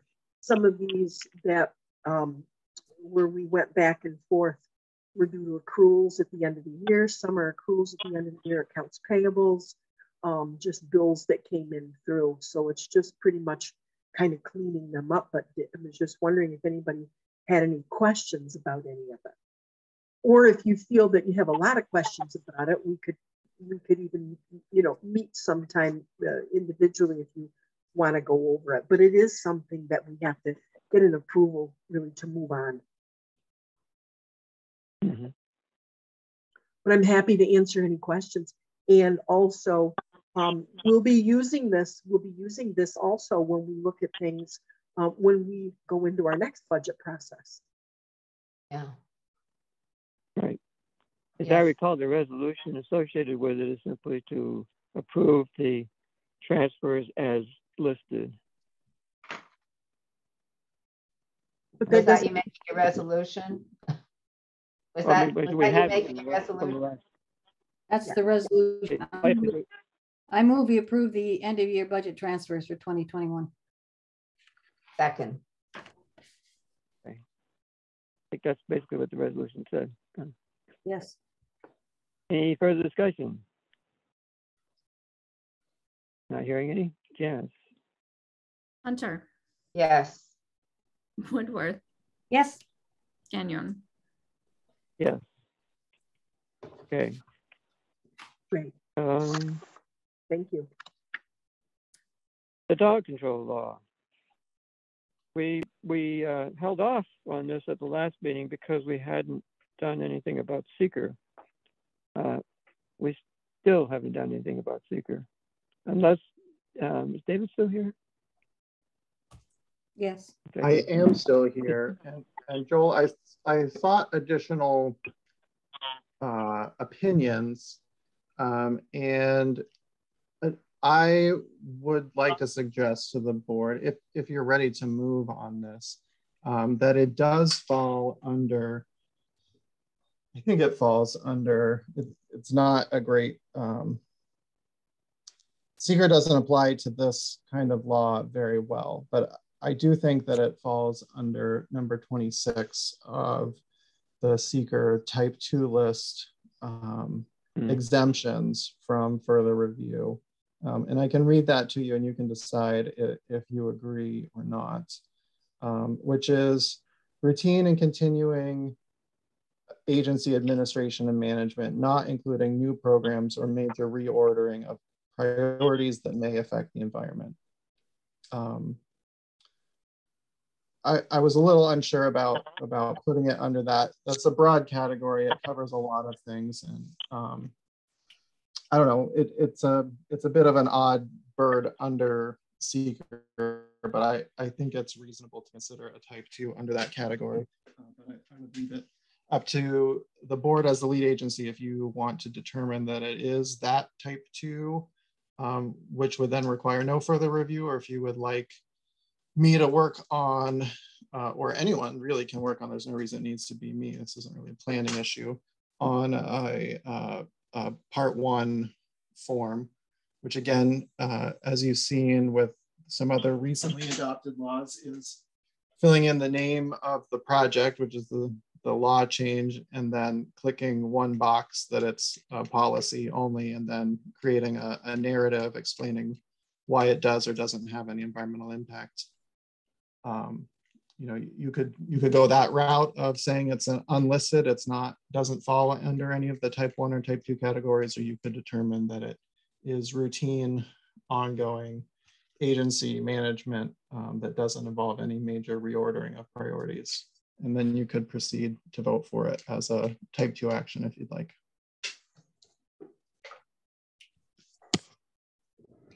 At the risk of setting a precedent, I'm inclined to go that way. How about you, Pat and Catherine?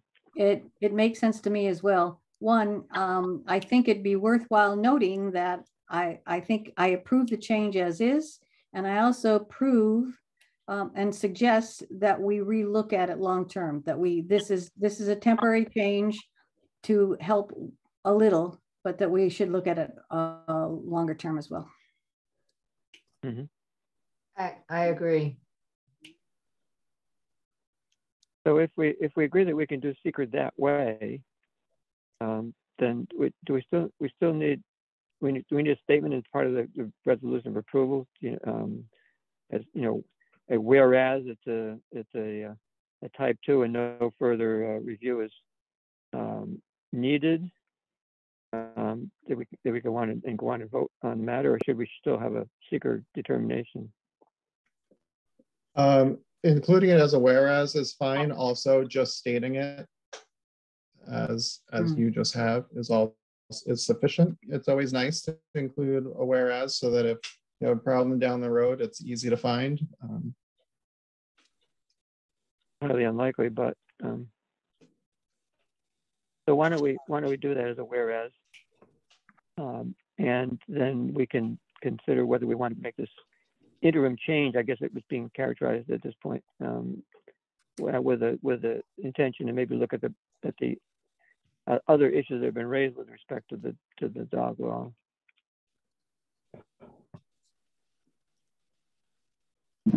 So I move that we approve the local law, which would make that 3-word change with that whereas associated with that resolution.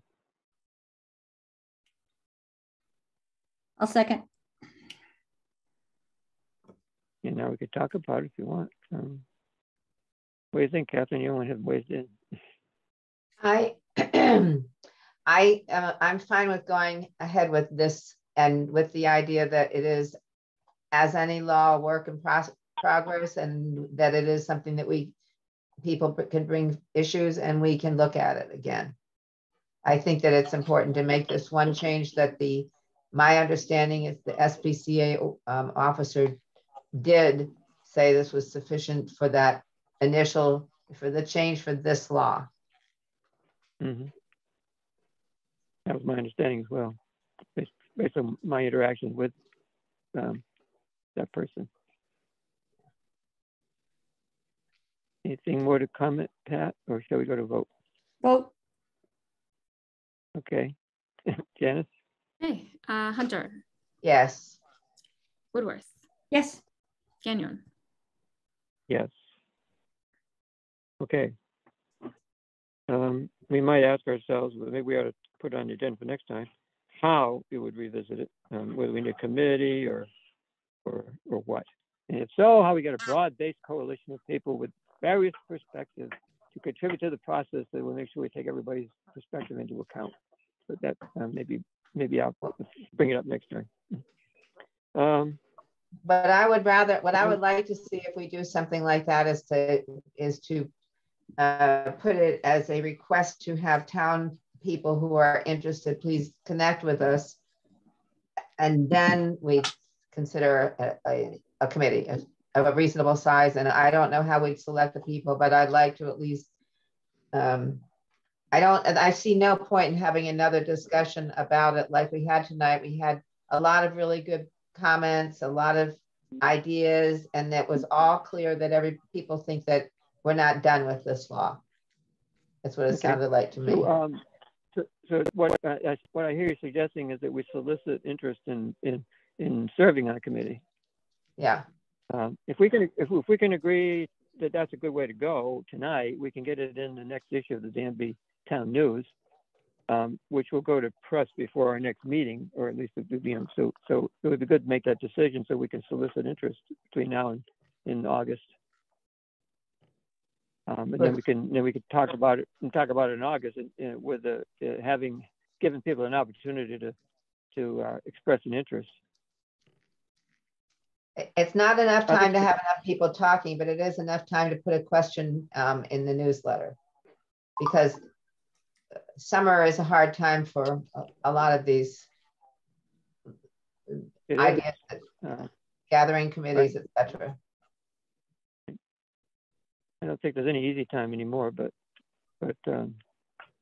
getting it out there so that people know what we're talking about is a good thing to do. Right. I think that works for me. So I support that. I don't know if we need a formal vote, but let's put something in the town news, soliciting interest, saying that we're looking to create a committee to work on this, and if you'd be interested in participating, let us know. Right. Okay.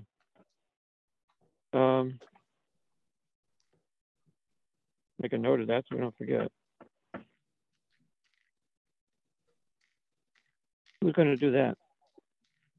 Right. I couldn't understand what you said. I don't know what you just said, Joel. Well, we just agreed we should put something in the Danby Town News. Who's going to write it? I will. Okay.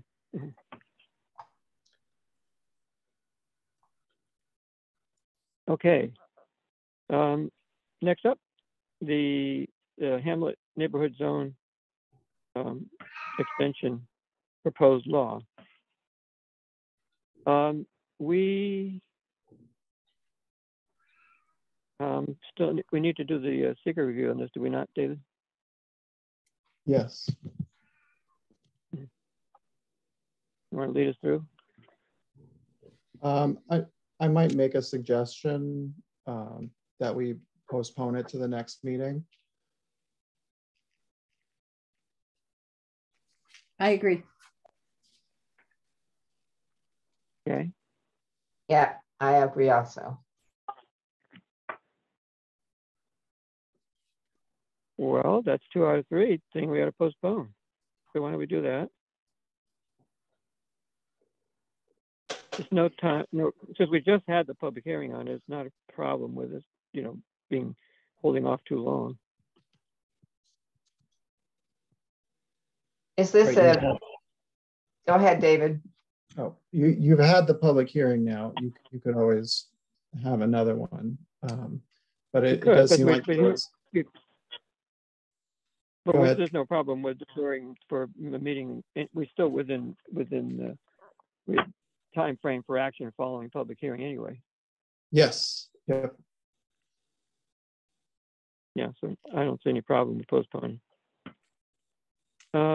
I think that the policy revisit on correspondence and privilege of floor was a Sarah Schnabel initiative, and Sarah's not here to move it forward, so that's something too that can be deferred to next time. Right. We customarily revisit the level of operation at the town hall. It inevitably comes up whether or not we're going to continue with the mask requirement or not. We'll go to a mask optional. What are your thoughts?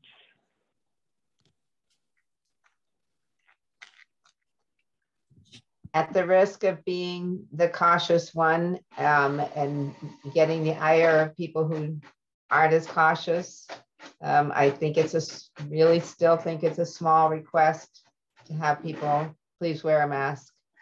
If it's all kinds of people are getting sick with one thing or another right now, and if a mask keeps us from getting flu from each other, it's not a bad idea. Or whatever else is going around, that stomach thing or whatever. And I know that this is only about COVID, but we know some people currently who have recently gotten it. I mean, the only thing I can say about the masks is that they do muffle the sound, making communication even more difficult. And you know, if we end up meeting at the town hall, which we will eventually, I mean, we were good for this meeting only because it got extended somewhat. The executive order got extended somewhat to my surprise for another month. And unless, well, at some point they'll end. We don't know, because the month-by-month extension has always been at the 11th hour. So you know, our next meeting might be live and at the town hall. In terms of speaking, there's lots of people that have meetings, and when you're speaking in front of a microphone, you can take your mask off. That's typical. That happens. Other meetings I've gone to, that happens when somebody gets up to speak in front of the microphone, and when somebody's speaking from the floor, because when we're in the town hall, people from the floor need to get up and speak at the microphone, because we are also a meeting that's online and in person, which means we can do that, and that takes care of the muffling sound. Well, except that the board members themselves will be speaking, you know, off and on all the while.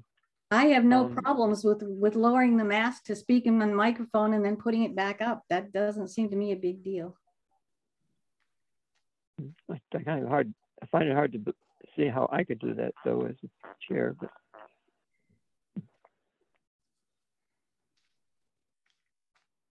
I'd be doing it all the time. But I can sing through one of those surgical masks, no problem. So you know, if you think it's important to require that people may be masked, then we can leave it in place. Since we do it meeting by meeting, I would say it's worthwhile doing it for another meeting. Okay, you agree, Catherine, right?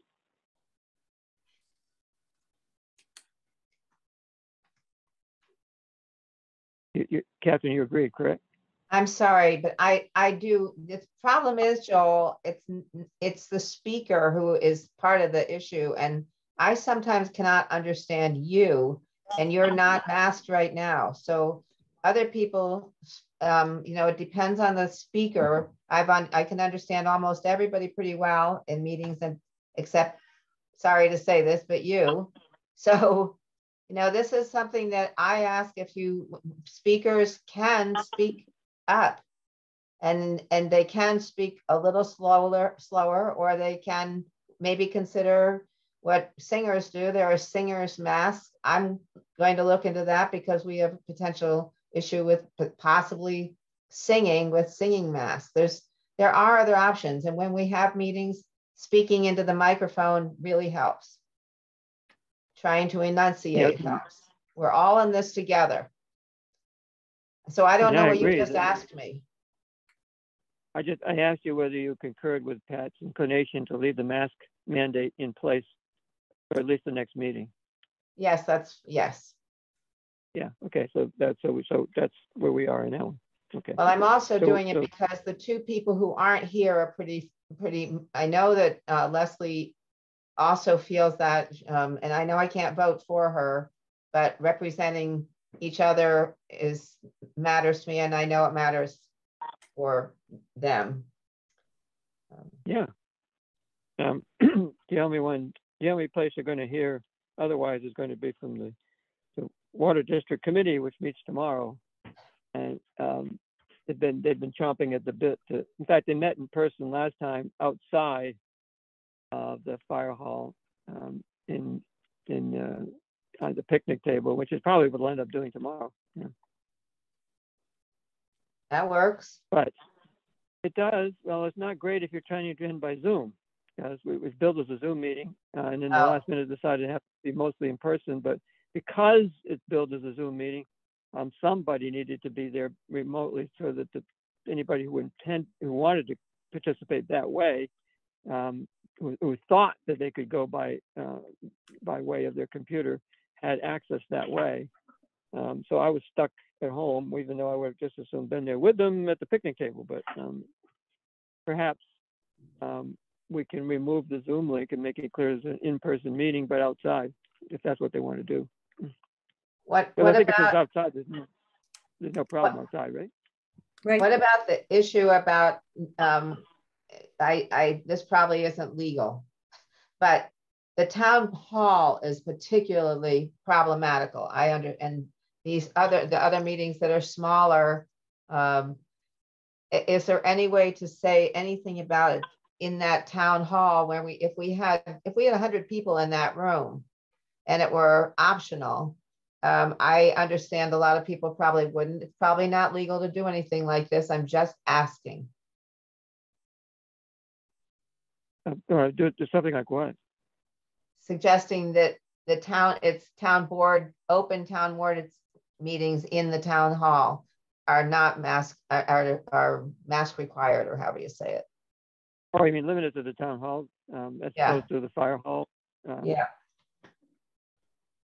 Or to larger or smaller meetings. Smaller meetings in larger spaces. Well, I don't know. I don't know whether that's possible. Of course it's possible, because what we have is a policy, and the policy is shaped by the board. And if the board wants to add some subtlety to the policy, it could do it. Doesn't the fire department and the fire districts determine the level in their own buildings? I don't know. I presume that they do. We don't control their buildings, so we don't control what goes on in their buildings. Well, we do if it's a town meeting in their building, because our policy is for town meetings, regardless of where they're held. Well, okay, then I'm going to propose that we could limit it to, I mean, if we want to, limit it to meetings in the town hall.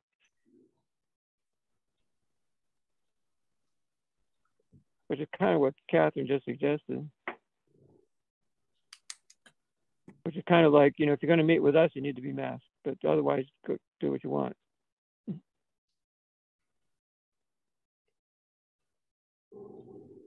I believe that the policy with the town hall has to do with more than just meetings, though, which impacts everybody that works there.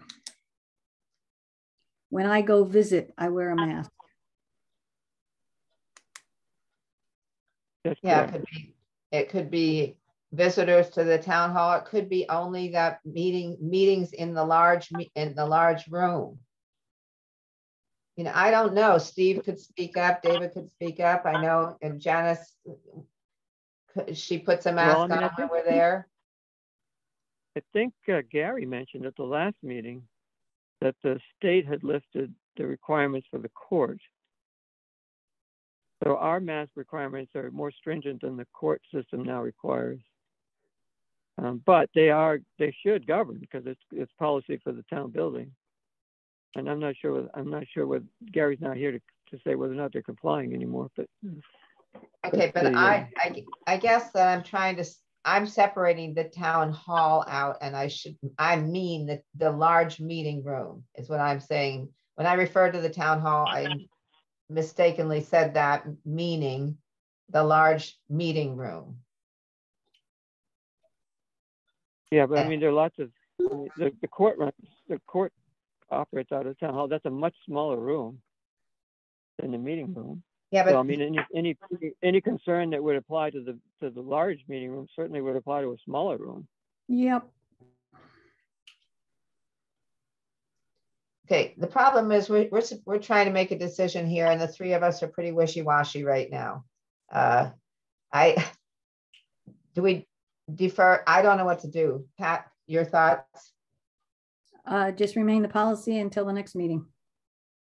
And sounds good to me. When we're not determined enough to do this, then let's do that. Okay.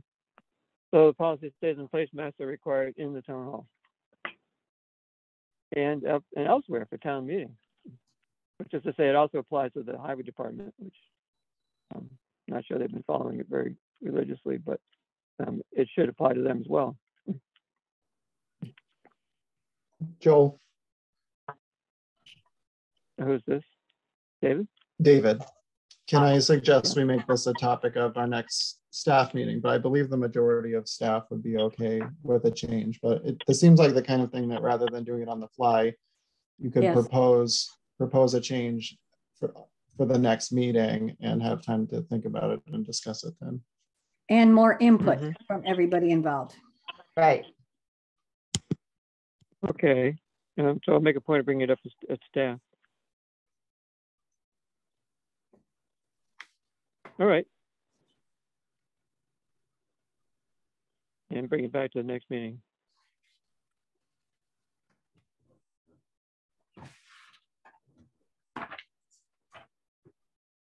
All right. Items for the next meeting agenda, apart from the ones that we've identified in the course of things here.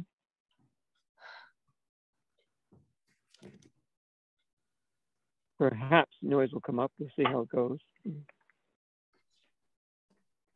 At least touch base on what more we need in order to put something together. I might say that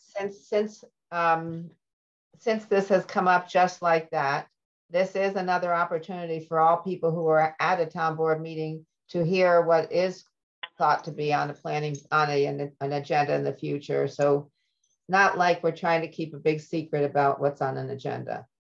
It gets discussed at the end of every town board meeting as well. And then additions and deletions, yes, that happens in every kind of meeting anybody does. So we're not trying to keep secrets. Nope.